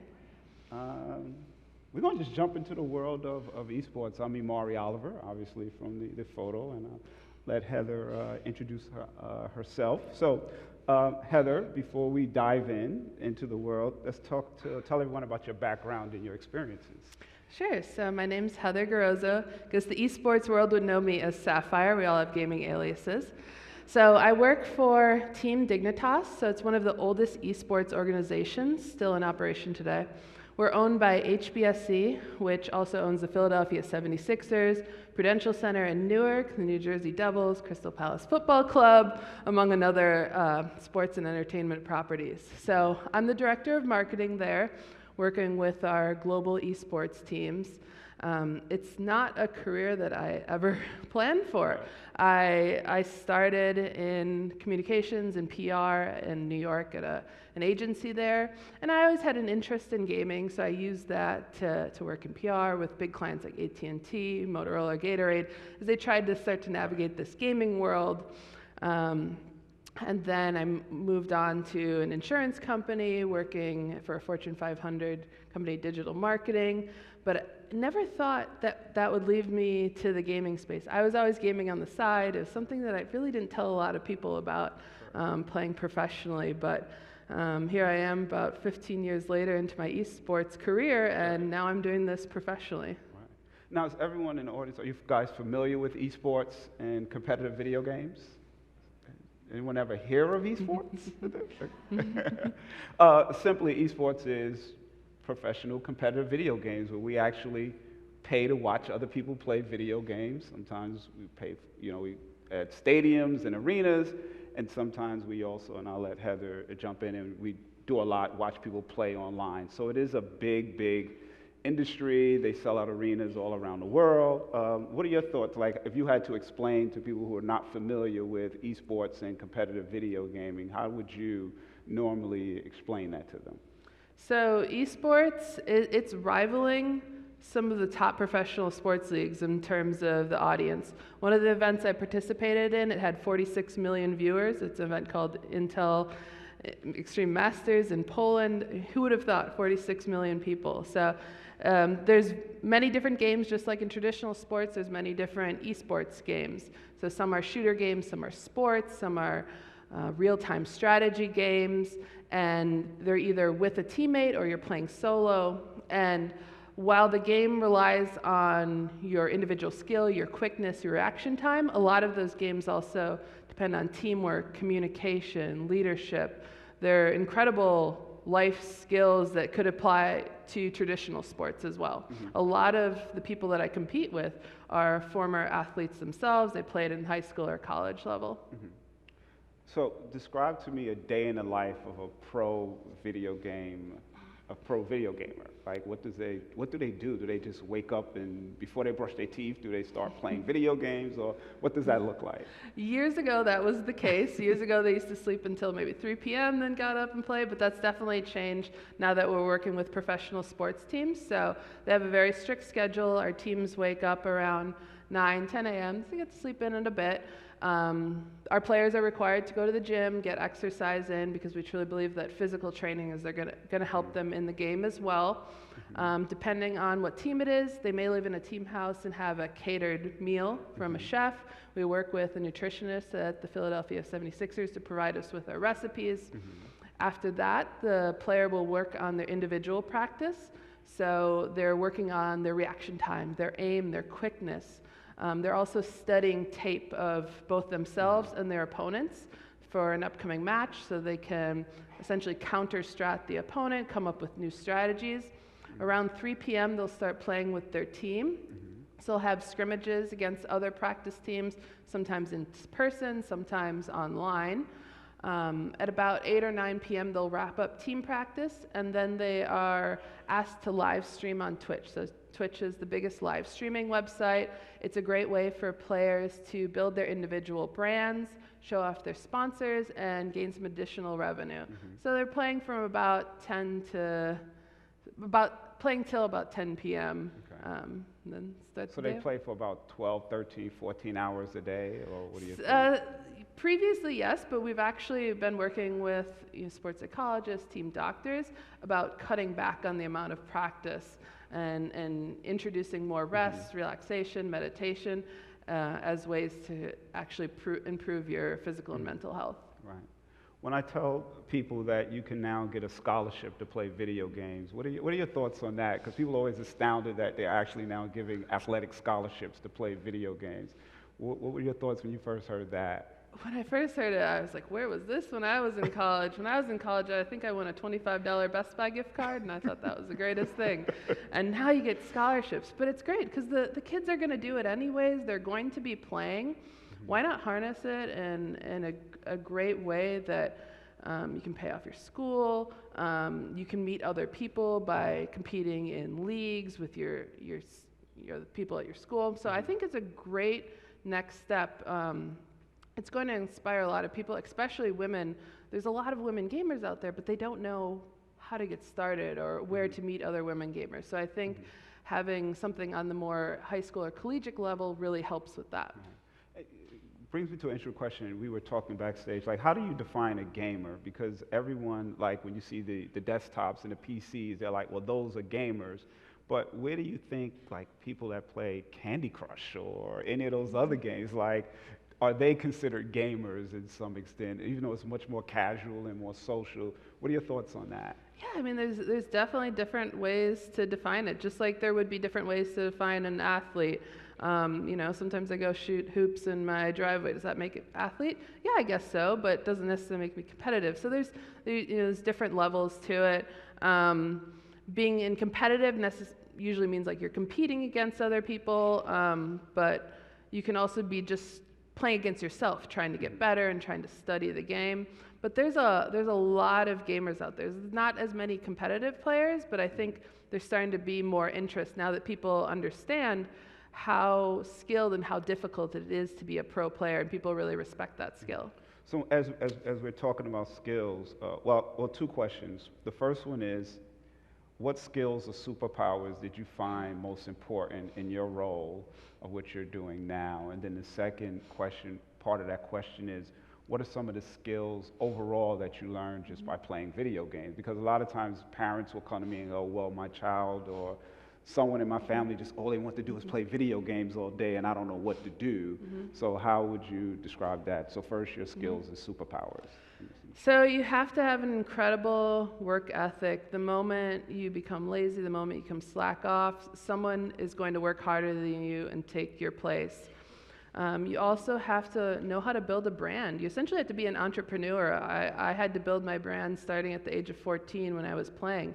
You need to be able to get yourself seen, especially because a lot of this happens online. So you have to be able to show off not just your physical skill, but what are the things that make you special as a brand, as a personality.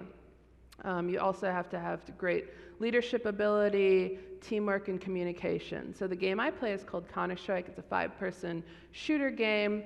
And when you're the leader, you have to guide the 4 other people on the team. You're the shot caller. You have to understand what they're doing. And it's very difficult. You need to have your teammates believe in you. You have to have quick, effective communication, great team chemistry. And those are a lot of things that I've been able to kind of apply to the business world.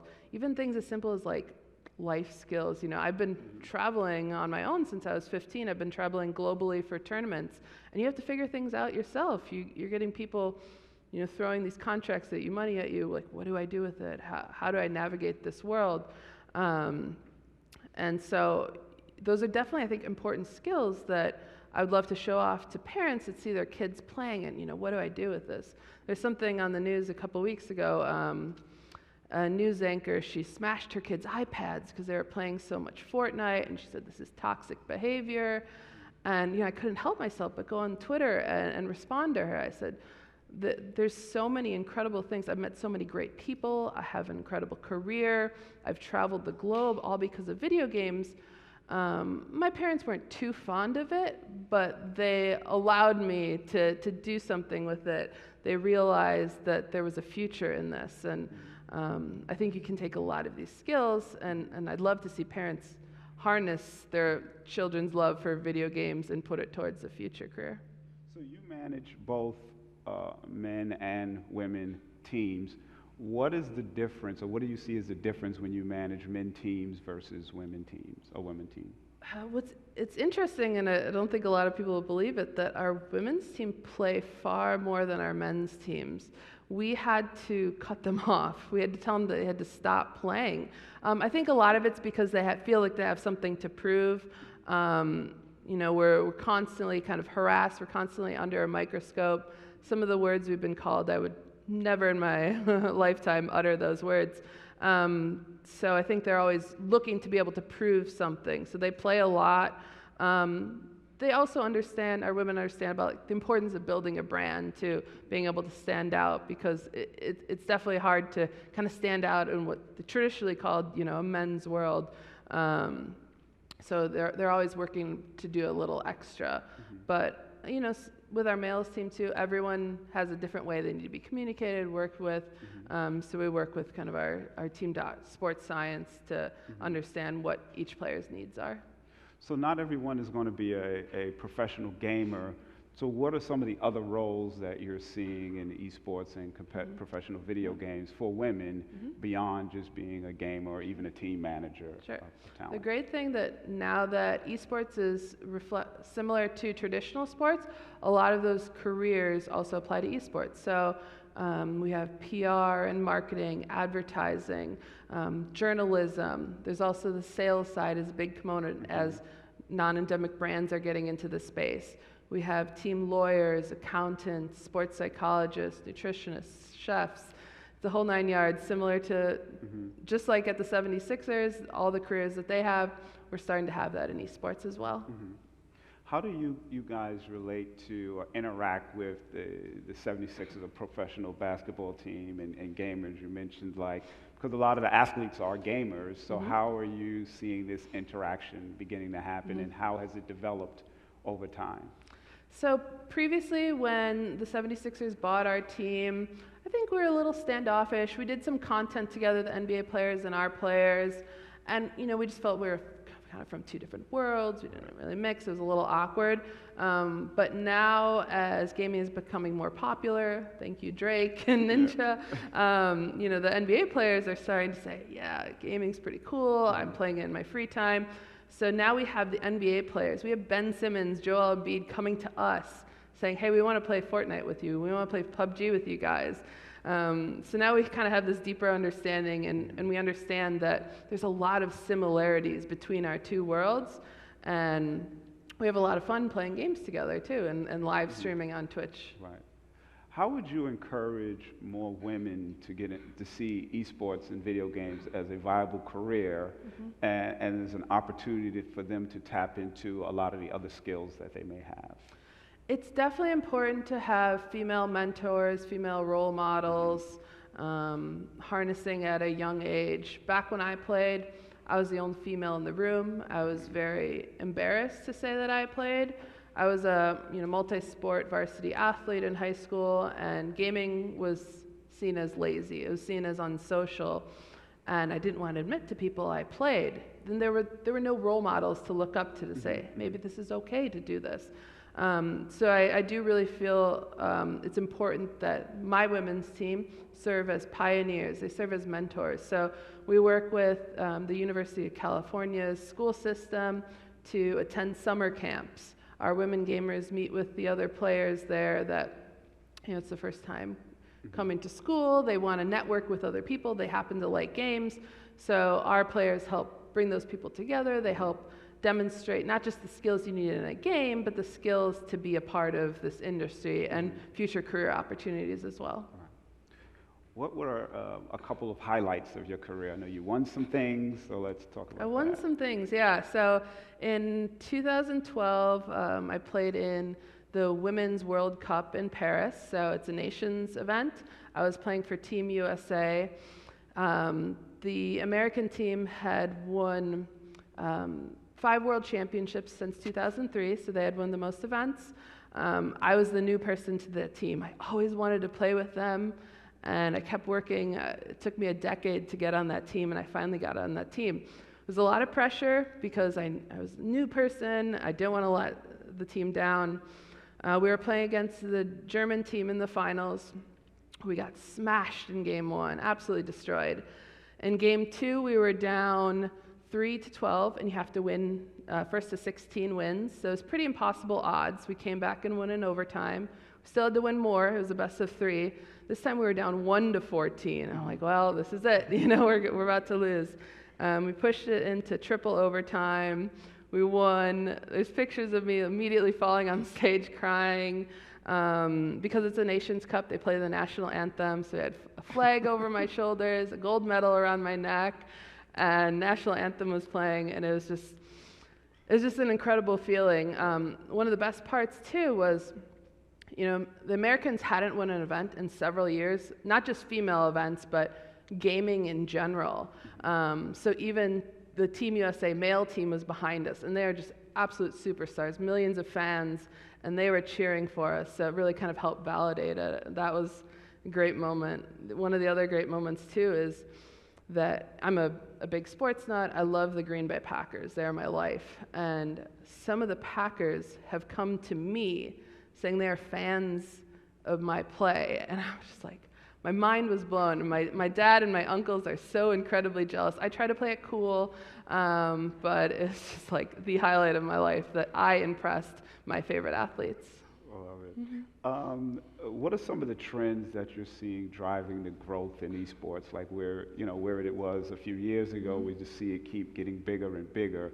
What other trends are you seeing that are just driving the growth of esports? So first off is the investment from the traditional sports teams. So our team was first to be bought by a traditional sports team in North America, but now we see almost 30 teams are invested from the NBA. We see NFL owners. The Dallas Cowboys have a team, and they're building a facility in their beautiful AT&T Stadium. So that's massive. It's bringing some kind of validation to it essentially being a sport in a way. We also see a lot of non-endemic brands coming into this space. So our team recently announced a partnership with Champion Sports. So they are going to be producing merchandise for us. Not only do we have a game jersey, but essentially we have warm-ups just like an athlete. So we have joggers, we have hoodies, all that kind of clothing. We've also worked with companies like Mountain Dew and Buffalo Wild Wings. So there's a lot of interest from the non-endemic space. From the female perspective too, we've been involved in an event that was sponsored by Sephora. And I've never seen so many females come out of the woodworks on Twitter to say, wow, I've been acknowledged. It's not just male brands entering the space, but female brands.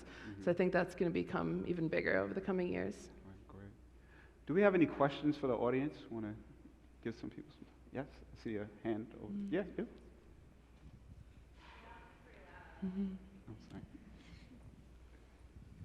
Hi. Amari, I can assure you that those of us in sports business are paying attention to esports, for sure. I do a lot of work in online harassment, and especially coming out of Gamergate, this was a very important thing that women needed support for, but didn't really have a lot of information on, ways through it. Can you talk a little bit about what your experience has been with online harassment, and are there support things in place for you when you experience it? It's pretty bad. I've been called absolutely terrible names. It's incredibly demoralizing.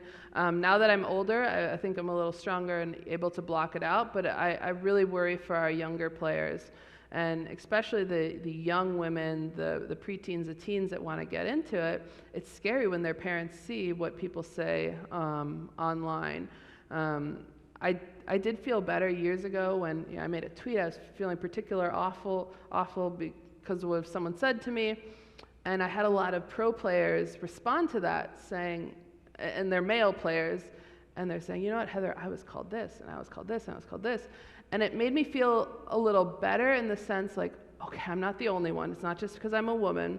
It's kind of that, what happens being online, someone's behind the computer, they can say whatever they want. So I think it's important to have strong networks, people that you can rely on. There's one that I really look to called the Smash Sisters. So from a woman named Lil Chen, and it's for a game called Super Smash Bros. Melee, and she put together this female community so that when you go to an event, you immediately have friends there. You immediately have people that you can go and network with. I'm doing the same with the game called Counter-Strike that I play, is creating these online networks of females so that we have other people we can talk to and don't feel like we're the only ones, that we feel some level of support. I think it's great having those mentors and those communities you can go to. Okay. Any other questions? So you know everything there is to know about esports, and you're going to go out immediately after this event and download a game or go on Steam and start playing video games? Okay. Yeah. You. Hi, I am just going to admit I've been very skeptical around esports. I've played sports since I could walk, like field sports mostly, so it's definitely a weird concept for me. But one of the things I'm really curious about, we've heard a lot about the research that's been done on women in traditional sports and leadership. Is there any research on women being involved in esports and kind of the positive effects, hopefully, on them? I think there's starting to become more research, but we talked about this before. There's a lot of different numbers. People have different sources. I'm the same way. I strongly believe that there's a massive amount of female players, but I don't have a way to prove it yet. So I think the science, the numbers behind it are still coming together. But I have seen a few kind of interesting pieces, like females, of the female players, actually 39% are hardcore compared to like males, 19% are hardcore. So the ones that do play are very, very dedicated and into it. There's also another great stat about females spend more than males when they really get into video gaming. But the numbers are still a bit immature, but it's definitely growing. I used to be the only female in the room, stand out like a sore thumb, but it's getting better, and I think it's going to keep improving. And I think overall, when you just look at video games, not esports, when you just look at video games, I think it's slightly higher women. When you just look at overall, and that includes like casual games or any other sort of gaming in that ilk. So it's not just esports, but the broader thing, there's a lot of women that are playing video games, and sometimes even more than men. And as we mentioned with the careers, programmers, developers, marketers, all those different roles that you could take from, they're very transferable to the world of esports. And just one last thing for you. You mentioned that you led a team of 40 people in World of Warcraft. Can you just explain, because I think it's important to talk about leadership and what you learned. This was years ago. My mom's like, what are you doing, Heather? This is just absolutely ridiculous. And I was just playing World of Warcraft. This is just for fun on the side, but they have something called raids, and you have to lead 40 people in a group. And they have to be in very particular spots and do things at a very particular time. So you have to know exactly what those other 39 people are doing. And I thought it was like this pretty incredible skill. Not everyone can do it. And finally, I think a couple of years later, some research came out that people that play World of Warcraft as like a raid leader are statistically like better managers, or like some are in C-level suite jobs. So I thought that was fascinating, but I'd love to see more of that. I really want to see it kind of focus on the esports perspective. What are these skills that I'm gaining by competing do for kind of future careers? Any last questions? Before we, sure.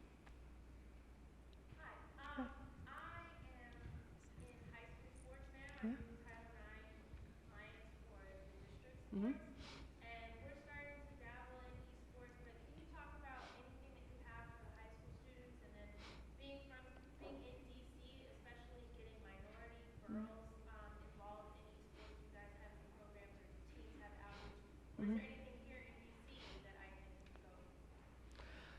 there's a lot of startups that want to get into the space.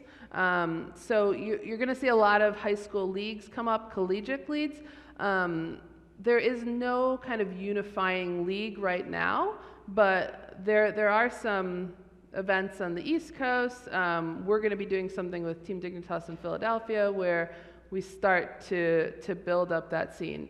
It's very new. It's only kind of started this past year, but it's starting to form, and there's a lot of interest around it because people are playing already in their homes, and they want to look for a more organized way to do it. So I think it's coming. Well, thank you guys for having us. Thank you. Thank you.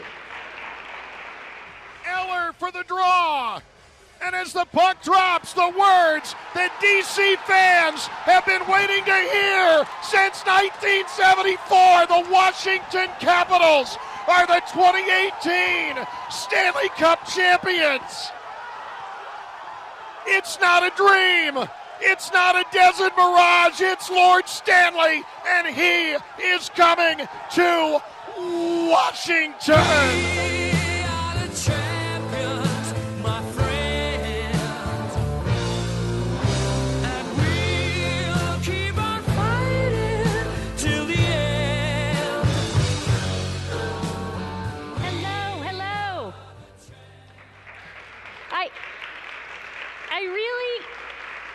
I have to tell you, when we did the walkthrough of this event on Friday and I saw that video and I got goosebumps from here to here, I thought for sure you'd all be standing up yelling, "Let's go Caps," when I came in. And so I would just like to start by saying you're all a gigantic disappointment to me. I'm just kidding. Good morning. I'm so glad that you're all here. What a powerful program. Thanks to the Chamber team for putting it on. And now we have a real powerhouse to talk to us this morning. I'm delighted to introduce you to my new friend, Kim Davis. We have decided to take over the world. We're just taking a quick break to run this panel. So Kim is an EVP with the National Hockey League. Kim is an EVP with the National Hockey League, which is super cool. Right. She feels me. She's in charge of social impact, growth initiatives, and legislative affairs. She comes to this job 8 months ago from a storied career at JP Morgan Chase, where she was managing director of global corporate social responsibility, president of the JP Morgan Chase Foundation, and was on the firm's executive committee. So she brings a wealth of experience to this new job, and this is a big shift. So what motivated you to take this job? Well, there is a story between JP Morgan Chase and the National Hockey League, and that is I retired from JP Morgan after 22 years there, 9 mergers, and came out of retirement very quickly and joined a CEO advisory firm called Teneo, and spent 4 years there consulting and advising CEOs around leadership and culture and change, and the NHL was a client. And I had an opportunity to meet Commissioner Gary Bettman and made some recommendations that were probably a little different than things he had heard before, probably a little more authentic. He didn't like them, but a few months later, he called back and said, "You put some things on my mind, why don't you join us and help us make some change?" And that was a huge opportunity for me. I think that underlying lesson, right? Like underline the speak truth to power. Yeah. Lesson, right? I think it's a really important one, especially if you're trying to create change. So you and I've gotten a chance to talk a few times, and there are some misconceptions about hockey and the fan base and the players, and misconceptions, I think, about hockey and as it relates to diversity and inclusion. And what are you finding 8 months in about what's true and not true?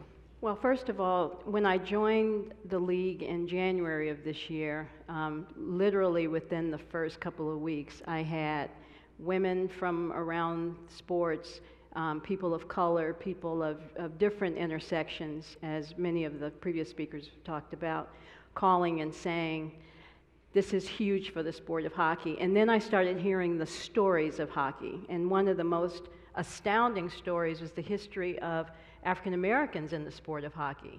The first actual professional hockey league was the Colored League, which was in 1895 in Nova Scotia, and that league was made up of freed slaves from the United States that traveled up to Canada, and they started that league. That was 22 years before the National Baseball and 20 years before the NHL.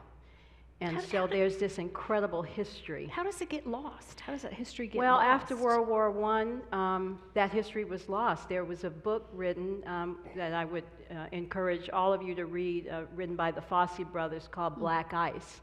And it goes through the history, the research that's been done about blacks in the sport of hockey. There's also this misnomer that that blacks don't play hockey. There are currently 28 black players in the National Hockey League and 61 inactive players. So there's a lot to do, but there's a lot that's already been done.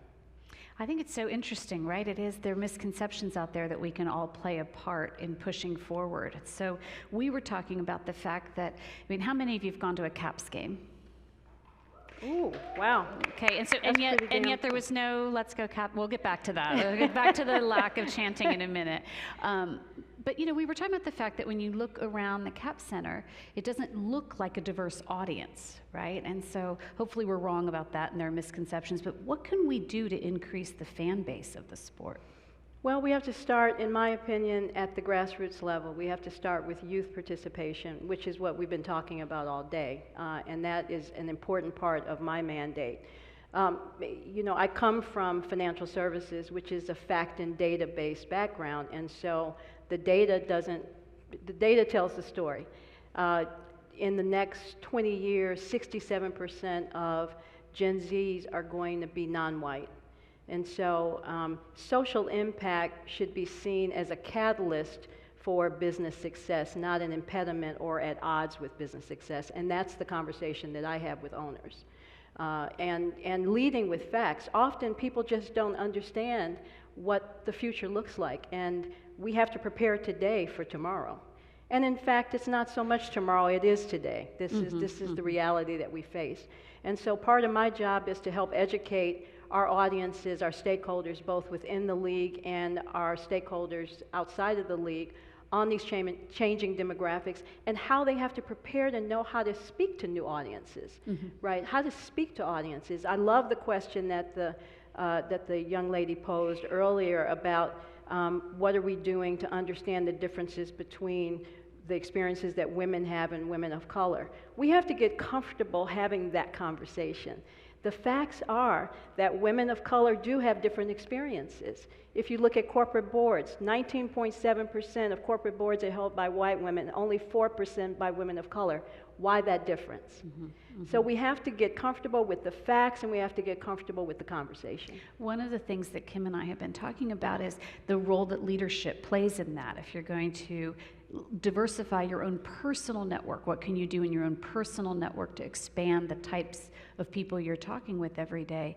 And we were talking about the fact that one of the Caps owners, Ted Leonsis, is exhibiting some unique leadership in this way. Are there lessons from the way he's acting, thinking, moving that would apply to other leaders? Yeah, I think so. I mean, Ted has been very authentic in saying when he saw the parades after the Caps won and he saw the diversity of the folks that were part of the parades, he was saying, look at the opportunity, the continuing opportunity we have here in Washington, D.C. to engage a broader audience, and what can I do personally as an owner to help build that pipeline of talent? And so he has been a great sponsor and champion of mine in this role. And last week, this is not said and done yet, but last week Ted and I were at the African American Museum, the Smithsonian, talking about having hockey represented in the sports exhibition there. And they are very excited about that possibility. So Ted is championing that kind of change. It was interesting to me to watch after the win how supportive he was and how he led so many people in support of the Mystics and of his friend and partner's team and passion, and watching him lead with, okay, all of you people who love the Caps, focus up. You have a really cool team here. It was good to see. Well, this isn't, again, an important piece of data. If you look at grassroots hockey for girls, USA Hockey data, it shows that really where youth participation is growing is in girls hockey. 9% of growth has been in girls hockey, and boys hockey has basically been flat over the last couple of years. So we have to get behind girls hockey and really push that from a grassroots point of view, and that's a big part of what I'm working on. When you think about diversity and inclusion and think about some of the speakers are in the back kind of all telling war stories about female leadership, you know, are there lessons that you take throughout your career about breaking down barriers, both as a person of color but also as a female? Yeah, I love all of the statements about leadership that have been exhibited all day, you know, being fearless, being courageous, using power, using the place of power that you have. I grew up around powerful women. My father's mother, Dr. Rose Butler Brown, was the first African American woman to graduate from Harvard in 1929 from the education, a PhD in education. She was one of 2 women in her class, and she graduated number 2 in her class. And she talked about for years how people didn't want to study with her and how she had to achieve that by herself. And so she always promoted teamwork and partnership growing up because that's something she didn't experience. So fearlessness is sort of in my DNA, and you know, being a first has never been that big of a deal for me. It's more about how do I use my position to bring others on. There's so much data that shows when there are more than one person of color or woman in the room that the nature of the conversation and the decision making changes. And so we just, as everyone has said this morning, we've got to get more of, and we have to feel good about having others like ourselves in the room and not want to be the only one. And that's something that I'm hugely keen on. If I want to give you all a chance to ask questions, so if you start to find a microphone, I see a hand up. Well, a microphone comes to you, I'll ask a question, which is, if you think about one thing that people in the leadership, going back to hockey, one thing people in the leadership of hockey can do, and one thing fans like the rest of us can do, what are actions you imagine yourself as a leader or us as leaders could take? Yeah. One of the things that Ted Leonsis did this past season, and I think it should be replicated by all the owners, is at the beginning of games, he would stand out in front of the Caps arena and actually greet people on the street and welcome them and thank them for coming. And there's so many people just walking by because you know where the arena is, right in sort of in the middle of town. And he would say, hey, come on over, you know, join us. And I think that in many ways, the sport of hockey is sort of tribal, and I use that in a very respectful way, meaning that when you're inside the tribe, you feel engaged and you really feel like you're part of the team. But when you're on the outside, you're wondering, am I welcomed inside? So we have to make the sport of hockey more welcoming, and we have to take the initiative to do that. So I think that's number one. And number two, fans need to hold us accountable. Hold us accountable to expanding the sport and diversifying the sport, particularly for women. If we're growing at the grassroots level at 9%, then we have a responsibility and we have an authority that women need to bring to this sport, and let's use that position of power. I love that. Did you get your microphone? Hello. So go Caps, first of all. Thank you. So I work for a youth sports academy, and right now we just do soccer, basketball, and tennis, and we've talked about adding sports like hockey. But when it comes to diversity, I noticed that, you know, there's definitely a correlation with, like, the more expensive a sport is, the less diverse you're gonna have the players that come out. I mean, I was a tennis player and I was fortunate enough to train, but you know, you need money for that. And so I guess my question is, how do we overcome this barrier? How do we make youth sports more affordable so that all kids can train? Yeah, thank you for that. So we talk about 3 forms of barriers in the sport of hockey: infrastructure barriers, cultural barriers, and economic barriers.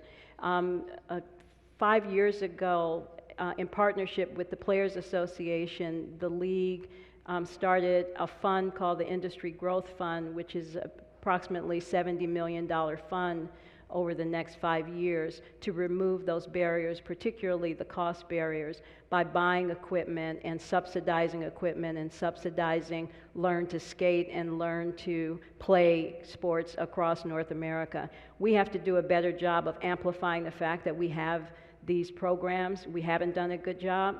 Another thing that people don't know about is that the league for 20 years has been supporting a program called Hockey is for Everyone, and it is now mature across 27 markets. It's exclusively focused on kids of color and helping kids of color go through that pipeline and teaching life skills. And people have come out of that program and paid it forward and are now coaches in the program, and we've also had a lot of elite players come through the program. So, you know, part of the problem in hockey, in my opinion, is that we've taken this notion of being so humble to almost to a negative extreme, and we have to start talking about the things that the sport is doing and is willing to do to grow the sport. We have a question up here. Just wait till you get that microphone. I'm sorry, it's coming. Thank you. I'm on a similar line. I'm a ski coach and a university professor. I find that one of the difficulties is if you want to be a student athlete and be in public school. Because, for instance, into the CPS, you can't miss more than 5 days, even if you are a sport athlete, a student athlete, unless it's a sanctioned sport, which, for instance, a ski is not. So how do we reconcile that? I mean, how not everybody can go to a private school, especially not in this area. So you often have a choice between either dropping the sport or nothing. So how do you try to change that system to make possible for people to go to public school and play competitive sports? Yeah, I can only speak to what we are trying to do in hockey. So 4 years ago, we made a commitment to a program called Future Goals, which is a STEM education program that is exclusively in public schools. We've invested over $500,000 in this program to teach STEM in schools that typically would not have exposure to that kind of curriculum. And part of that program is also exposing kids to the sport of hockey by using hockey as the medium to learn STEM, but also putting sticks in hands of kids who are part of the STEM program. We've touched kids across almost 25 cities through that. Now, how do you make the connection from STEM to sticks in hand to really moving them through the pipeline? And what we've learned is that there's a really great pathway for elite hockey, but not so much for recreational hockey. And we've moved in all sports away from strong recreational pathways. And so that's a big push for us. And it's a journey, it's not an event. This is something that's not going to happen in the next 3 years, maybe 5 years, next 10 years, but we have to have a focus and be intentional about that. So that's what we're trying to do in the sport of hockey around that. I have another question back here. Good afternoon, I'm Michelle Moore. I'm actually a consultant from London and I work in the space of equality and diversity within sport, and fascinating input. I just wanted to ask about around governance and leadership. So you quote about 4% representation in terms of women of colour and 19.7% in terms of white women on boards. Within the UK, it's kind of something similar. I just wanted to ask you about what you've done in terms of the tools that you've used to get to the position that you are, because in terms of moving and shifting the dial, we know that we have to get into those positions of leadership, but we have to do that in a kind of really an authentic and meaningful way, and we need to share some of those tools. Yeah. So when I was at JP Morgan, this issue of understanding the differences between the experiences of white women and women of color was a big deal, particularly after the financial services industry went through so much merger and acquisition activity, and no one was really measuring the impact of that on different audiences. And so we did a deep study, this was in the late 1990s, and realized that the glass ceiling for women of color was actually at a much lower level than it was for white women. I tell you that story to say that all of this, in my opinion, begins with people being educated around the facts. I think often that we have this conversation around diversity and inclusion from a very emotional place, and of course, as a woman of color, it is emotional. But everyone is not going to engage in that conversation from an emotional place. So I try to lead with facts. And then from that place of facts, go to education and then impact. And so once people have the data and the facts, then there's no excuse for them not to take action. And then you have to hold yourself accountable to taking action. And this is a conversation I've been having with the commissioner at the league. We can talk all day, but if we don't hold people accountable, we don't impact how they're compensated and how they're evaluated, then we're never going to make change. And those are the models that we need to bring into sports from other industries, in my opinion. And just to underscore that before we go, I think a lot of times as women, you talk about hockey being a humble sport. I think we're raised as women to not talk about our own power. And so it's funny if you think about what we all do all day and how many of your social networks know what you do all day, and how often do you know what the men in your life do because they talk about it, but you may not be as familiar about it. The women in your life do. And so being comfortable, because the only way networks really work is if you know what people do, right? And when I get a call about a board seat, it's, do you know somebody who's really good at digital marketing and who knows China? It's not who's your buddy. But if I don't know what the women in my network are great at, sometimes, we're bonding at a more personal level. Yeah. We, as women and as leaders, we're lucky to have you doing what you're doing. As a hockey fan, personally, I'm delighted to see you doing what you're doing. The Chamber's committed. I'm committed to helping you, and we thank you so much for being here today. Kim Davis. Thank you. Thanks so much.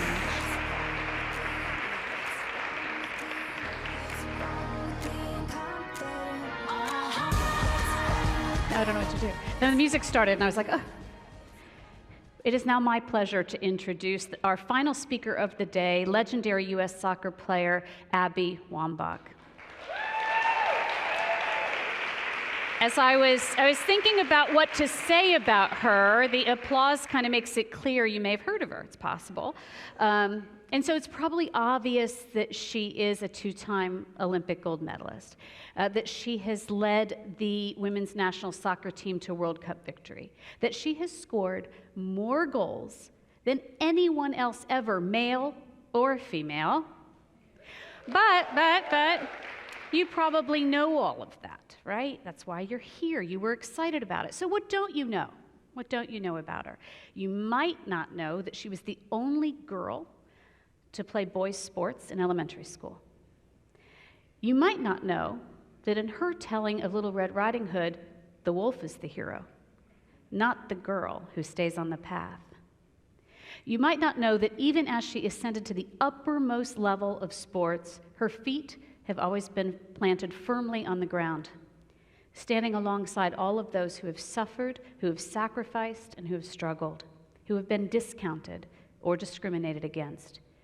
And you might not know that she just gave about the most inspiring commencement address that I've ever read. In fact, I told her backstage that I cried when I read it the first time, and I cried last night when I read it again. So no pressure, Abby. We're not expecting anything from you today. She is an icon. You know you're an icon, as a member of my team said, when you can go on YouTube and there's a video teaching people how to pronounce your name. That might be the definition of an icon. But she's also real, and she's raw, and she's wise, and she's fierce. And that is what makes her an inspiration to all of us, the girls and the women in this room. Ladies and gentlemen, please welcome Abby Wambach.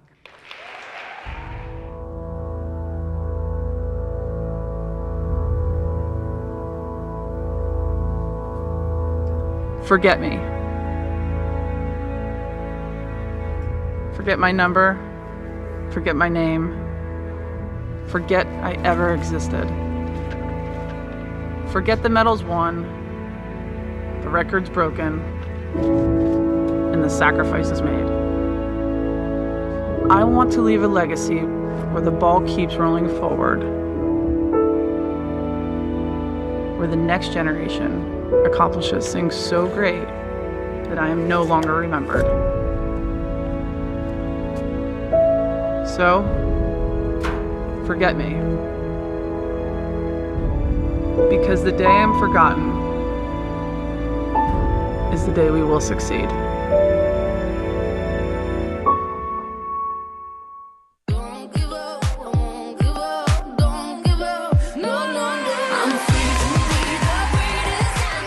What's going on? Well, first of all, I have been backstage watching all the other presenters, and thank you. You know, it takes a village. It's the absolute truth. And everybody who has been a part of today, thank you. I mean, from the time I got here, people are so nice. You know, that commercial was actually a really important thing that happened in my life. This is not a Gatorade-sponsored event, just to be clear.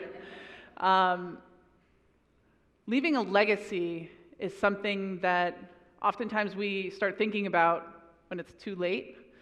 Oftentimes, it's in the last year of your job, or the senior year of your school, or as you're leaving college to head off into the work world. Off the top here, write your send-off commercial now. There's no better way to figure out what you believe, what you feel, than figuring out who you are, writing it down, getting it on paper. You know, when I was younger, it's about 10, 11 years old, I played on the ODP teams. It's the former best way to get to the national team, Olympic Development Program. I found myself talking and learning from greats. April Heinrichs, she was my first national team coach. She came and talked to my state team. And she said some really cool things that I kept with me, like real soccer players never go anywhere without their shoes on. My mom, she never let me forget that either. Anytime I'd be outside with bare feet. Real soccer players never go anywhere without their shoes on. And April Heinrich, she taught us about commitment and work ethic and all the things. She was a great speaker. But one of the things that I was really interested about was she just got this shoe deal. Do you guys remember Lanzera? Some of the younger people here are like, no. Lanzera used to be this soccer shoe company that they endorsed a few of the women's national team players, and we're like talking about the early 90s, okay? So not only was it a long time ago, but women's soccer really had yet to take off. And April Heinrichs was up there inspiring me to be, she was a women's national team player, she was inspiring me to be this women's national team player, and then she tells me that she is a sponsored athlete. She goes as far as to say that she made $1,000 a year to wear this shoe. And so the reason why I'm telling you this story is because when we're children, what we are told is what we believe about ourselves. She was my idol. She was what I wanted to become. So my dream when I was 10 to 11, 12, 13 years old was to make $1,000 a year. And I know it's kind of funny, but when that's compared to what Michael Jordan was making at the time, I was combining my inspiration with my worth. Think about that. Think about it as a 10-year-old kid. That's when I was starting to develop what I thought I deserved from out there. Now, as I fast forward through my career, I achieved great heights, won medals. You know, they called me an icon. It's pretty cool.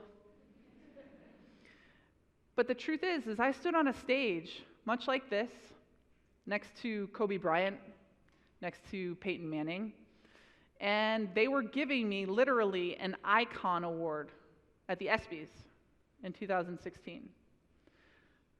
I remember standing on that stage feeling, wow, okay, this is amazing. I'm next to Kobe and Peyton. Like, we're friends. Amazing. Felt so grateful to be there, like all women who reach the top. We turned on our heels and walked out the stage, and I truly got slapped in the face with what different retirements all three of us were walking into. And it brings me back to that 11, 12, 13-year-old girl who started accepting less than. To be honest, and I don't know how many kids are in here, but I was pissed. I was pissed not only for myself and my future, but I was pissed because I had just left. I had just stopped playing. It felt like the moment and the time where I could have actually made some change was gone. Kobe and Peyton, they are friends of mine, but they get to invest the millions that they earned. And I had to figure out a new way to make them. I had to figure out a way to pay my bills, my mortgage. So over the next couple of months, with my rage, because, you know, we women, we know how to do anger. And you know what? That's important. We deserve to be pissed off. We deserve to be angry. I've made it my mission, I've made it my life's work to make sure that the Alex Morgans of the world, that the Mallory Pughs of the world, that the other kids who are going to be coming behind me will not experience that same feeling. And how do we do that? How do I go from that 10, 12-year-old kid to the ESPY stage to make sure that that doesn't happen? Got an email one day from the Barnard president. She asked me to speak at their commencement. And I thought, I haven't even graduated from college. Why would they want me to speak at a graduation from college? And I started thinking about it, and of course, I won championships for our country. Of course, I achieved great heights playing soccer. But what they wanted me to talk about was my defending women, was my ability to stand up in front of people and speak truth, was my fight for equal rights, was my ability to affect change in the LGBTQ community. They didn't want me just as a soccer player. They wanted me to talk about life. So I put my pen to paper and I had to figure out who I was. I had to figure out, aside from soccer, what did I want my life to be? What do I want the future to be? And so I just started writing. I found out that our women's national team is a beautiful little ecosystem. It's one that doesn't really get replicated enough in our culture. We have women who believe that the space that they're taking up is worthy, that the feet in their shoes are worthy to walk the path that they're on. You know, we have 23 badass women. Can you imagine being the captain of 23 women who think they're all the best in the world? It's hard. It's hard. And gone are the days, right? Gone are the days where one person gets to stand up there and say, this is how things are run, follow the rules or else you're out. Nowadays, leadership is so nuanced that you actually have to adhere and get to every single person and figure out what motivates that person. Okay? So the women's national team, we had introverts. We had extroverts, one of those. We had goal scorers. We had defenders. We had people who were outspoken and social activists. We had philanthropists. We had all sorts of people that came from all sorts of different places.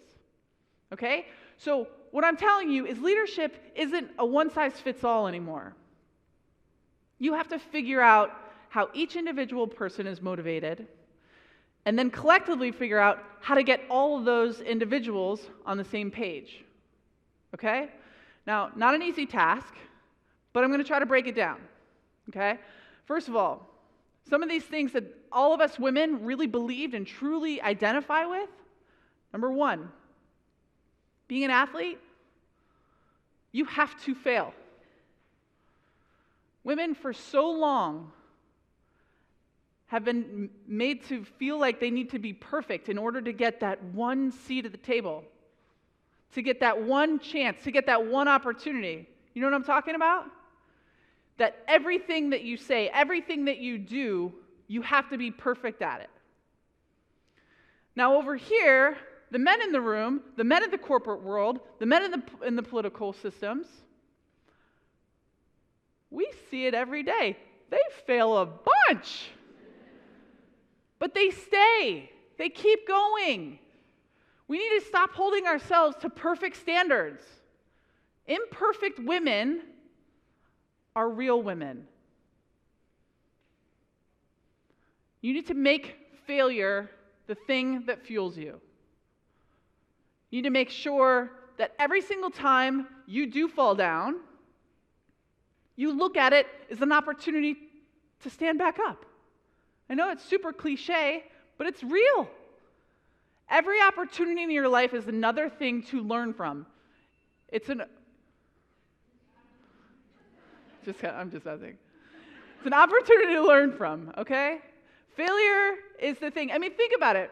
I became a world-renowned athlete. I became the highest goal scorer in the lands. I guarantee you, I missed 1,000,000 times more than I made it. And if that's not enough, think about every single time you just couldn't figure out that math problem. Think about every single time you just couldn't quite get that final knot on your shoelace. Like, the whole point of life is to figure stuff out. And you're not going to be perfect at it. I have children now, and it's really fun to take them through the process of learning something, whether it be soccer or math or homework or whatever. The homework thing's not like my jam. Soccer thing, yes, I got that one down. If you can figure out a way to turn failure into something that can progress you into your future, you will be better. And it's a mind shift. Rather than thinking to yourself, oh, I suck, think, oh, this is an opportunity. That's what successful people do. They turn it all on its head. Next thing I want to talk about is how we all need to start championing each other. Women, especially, have been pitted against each other. You know, we've only been given that one seat at the table. We've only seen one woman in the political space that potentially could have gotten into the Oval Office. If only one woman is at every table, then it's just math. That woman has got to do everything to protect her seat, her space, her job. Gone are those days. We need to throw out the old rules. Out with the old, in with the new. We need to believe, in any revolution, we need to believe that something is true before we even start doing it. We need to believe that not only will there be more seats at the table, but we need to start demanding that there are more seats at the table. It makes no sense to me. Women are the consumers of the world, yet we don't have enough representation in the boardrooms of the things that are getting created to then get put out into the world. We need to make sure that we look after each other. You know, when Alex Morgan and I played against each other in practice and played against each other on club teams, and then played with each other in the national team in games, we pushed each other. For us, for the national team, it was a pursuit of excellence, a relentless pursuit of excellence. Now that means I need to get better. I need to go higher. How am I going to do that?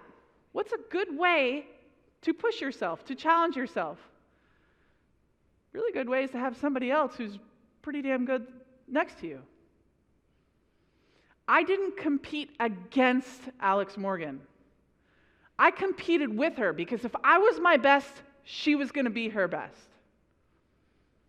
That kind of mentality has to be embraced in every avenue. Because if you're getting pushed to be your best, then you're going to leave the world better than you found it. When I was about 15 years old, Michelle Akers, she was a huge idol of mine. She looked like me. She played like me. She was tall. She was big. She made me feel comfortable in my body. So watching her play, something I love to do, I found myself at this practice, and our women's national team didn't have a place to play all the time back in the day. This is probably, mid-90s. And so in order to stay fit, Michelle came and trained with some of the youth national teams, which is what I was on.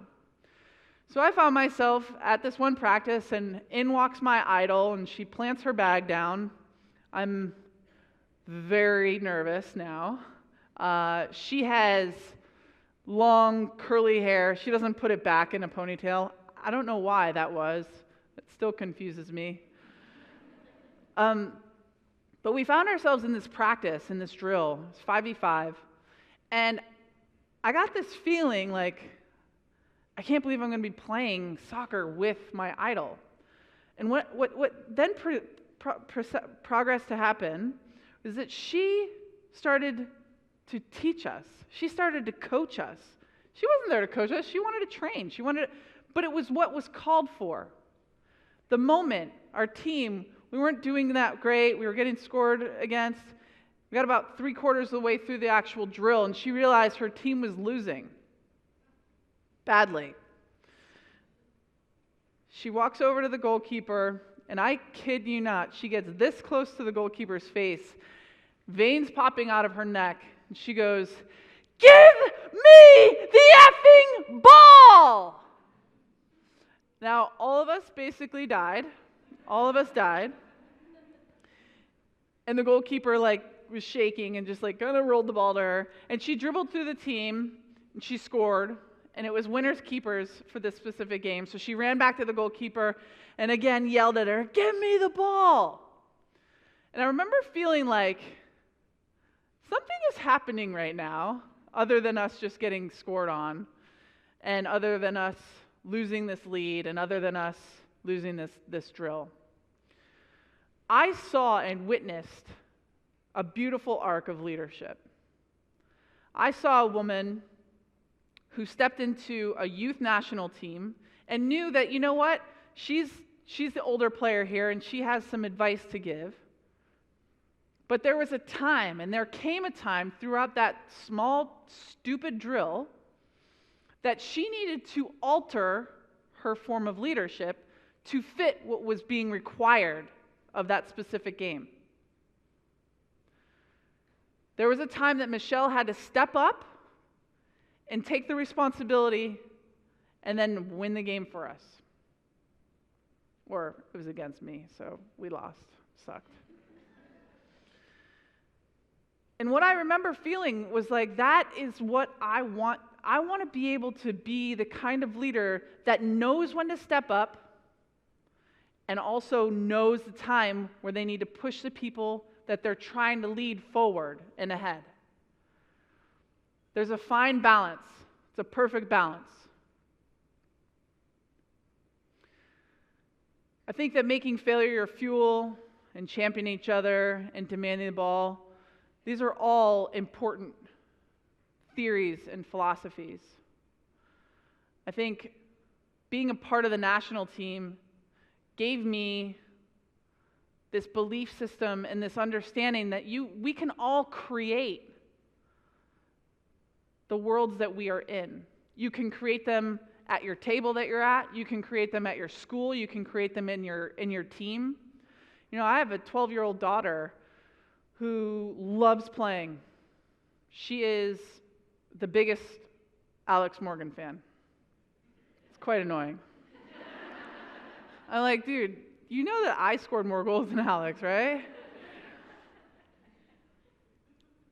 But she loves playing. She loves the game. She's not the greatest. And so I talk to her about all the things about what sport is and what sport can give you that will help her life as a full-rounded person. I talk about leadership, and I talk about, you know what? You don't have to be the best player on the team to be an effective, smart leader. You just have to be open. You have to be hardworking. You have to be able to point out something that you see. She is one of the inspirations of my life now, because not only is she like a little experiment that I get to play on the things that I want to teach the world, but I was poisoned. You know, I was that 12-year-old kid who took on the thought that I didn't deserve as much as a man. And I'm trying to make it my mission, and I'm trying to point out all the things, right, that you might miss. So a Hooters commercial comes on. I pause it, and I point at the TV, and I say, "What do you see, baby?" And she says, "I see women using their bodies to sell chicken wings."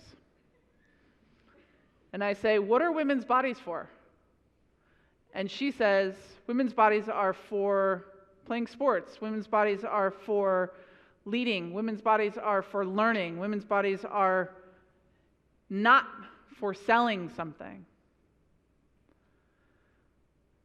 I try to point my children and their understanding of life towards the things that the world is trying to sell us. You know, leadership is a tricky business these days. Like I said, it's hard to get some of the millennials, right, on board. It's hard to,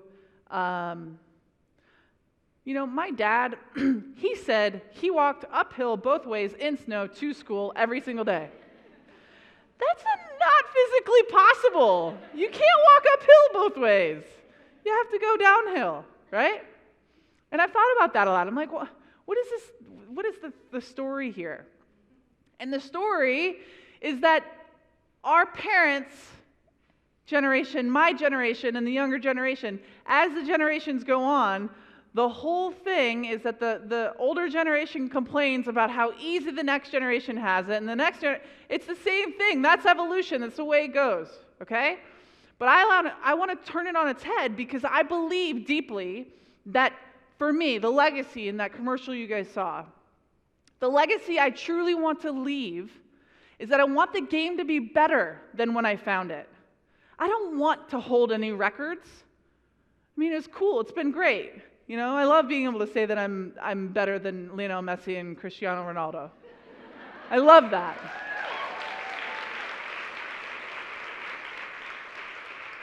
But what real leadership is when you are gone and you are beyond your craft and you're beyond your job and whatnot. You have to make sure that you leave the place better than you found it, so that those women or men can leave the place better than they found it. So if my name is forgotten, then my job is done. I think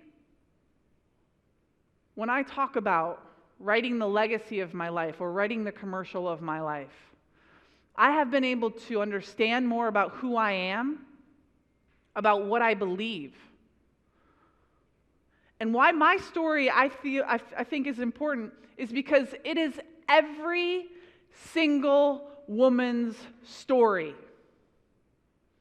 Of course, I played on a national world stage, but I tell you what, every single woman who leaves their job leaves with less money than the man that they worked alongside.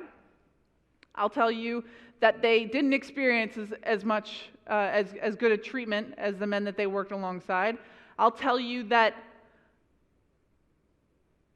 the women in their lives helped them. But that's where we have stopped. We all know, we saw the Barnard speech, we all know the statistics. Do you know that there are more CEOs named Dan than there are women CEOs? That's true. You know that 96% of the CEOs that are women played college or university sport? Where we stop as a culture, as women, is we stop right before we band together. So I talked about wolf pack in the Barnard speech. We have a wolf and then you have a pack, right? We can do all the work we want. We can do all the understanding and uncovering as our own independent individual selves and wolves. But if we never unite, nothing will ever change.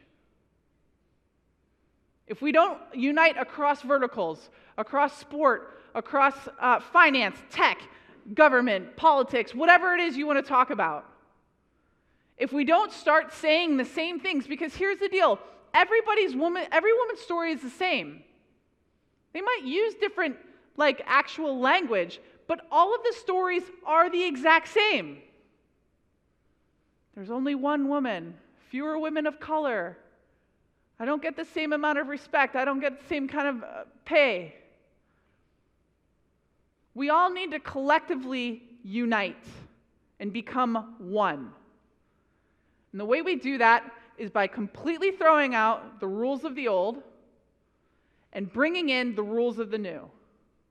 And demanding that that's the case, demanding that that's so. I get so pissed off, you guys. I'm sorry. It's within our power. What I experienced in the energy and the feel of playing on the women's national team and representing our country, who, by the way, it wasn't without its discrimination. We are paid less than the men, for sure.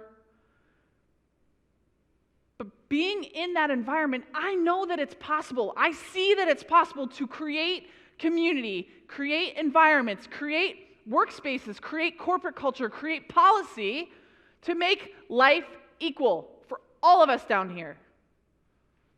We have to do it. We have to believe it. Sport has been for sure my avenue. Sport has been what I have known and what I have learned to be able and to be worthy of any space I take up. If you're a girl out there, if you're a future woman of our world, and you hear somebody mistreating you because of your gender, or you hear somebody mistreating somebody else because of their gender, call them out. If you hear somebody say, "Oh, don't be a little girl," take offense to that. You know, I don't pretend to know everything, but I do know about leadership, and I do know about women, and I do know that we as women, we have one thing left that we need to do to actually get the change that we wish we can have, and it's to unite. All of us down here, the reason why we're separated is because that's the way power wants it. If we're all fighting against each other down here for the crumbs, then there's no way we can turn power.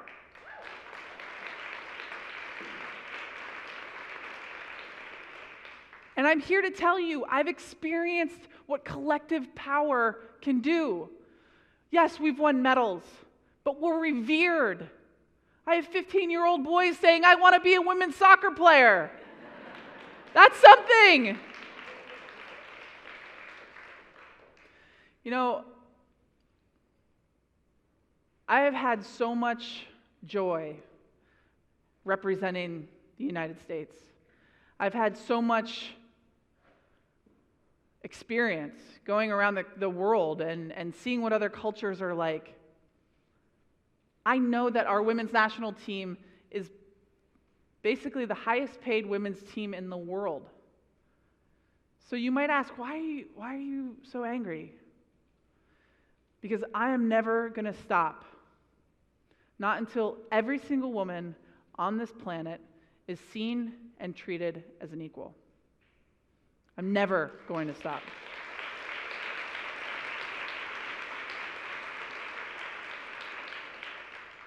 But it's our job. It's our job as collective people here to make sure that our younger generation doesn't drink or eat the same kind of poison that I was served as a young kid. And also, by the way, toxic masculinity, when our women are treated the same, are treated equal from the ground up, toxic masculinity goes away. Our little boys need it just as much as our girls. This is not just a woman's issue.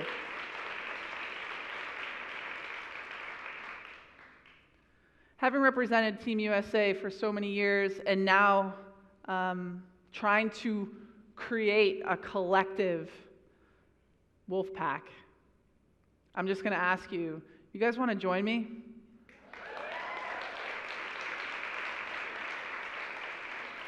I see some younger kids out there. Do you guys want to be a part of this movement, of my wolf pack, of our wolf pack, not mine, our wolf pack?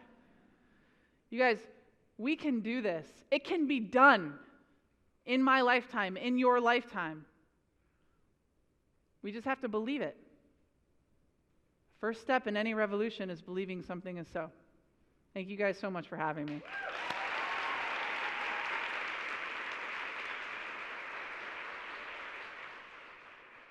One foot in front of the other. Hey! One foot in front of the other.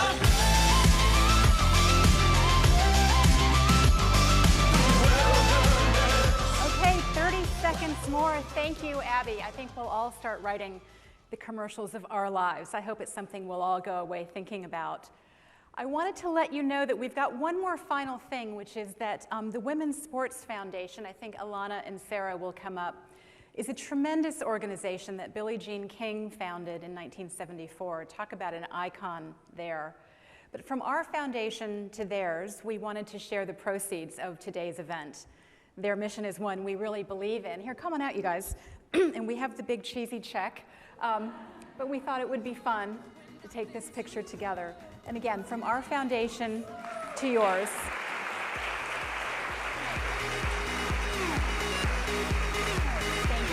Thank you. Here you go. Make the check. Thank you. Thank you. And we have one more group to thank, and that's our great team at the foundation. Hillary Crow and Mary McGinty and Greg Kundolf and their great staffs who have put this tremendous program together. Thank you. Well, that's it. That is the official close of the program. We have a reception in the room right next door. We've got food and some fun giveaways. Abby has signed 5 soccer balls, as well as copies of her memoir called Forward. Convenient for not why we named this program, it was just serendipity. So please join us there. She'll also be doing photos as well as our other speakers who've all been tremendous. And I just say thank you to the whole lineup today. Thank you.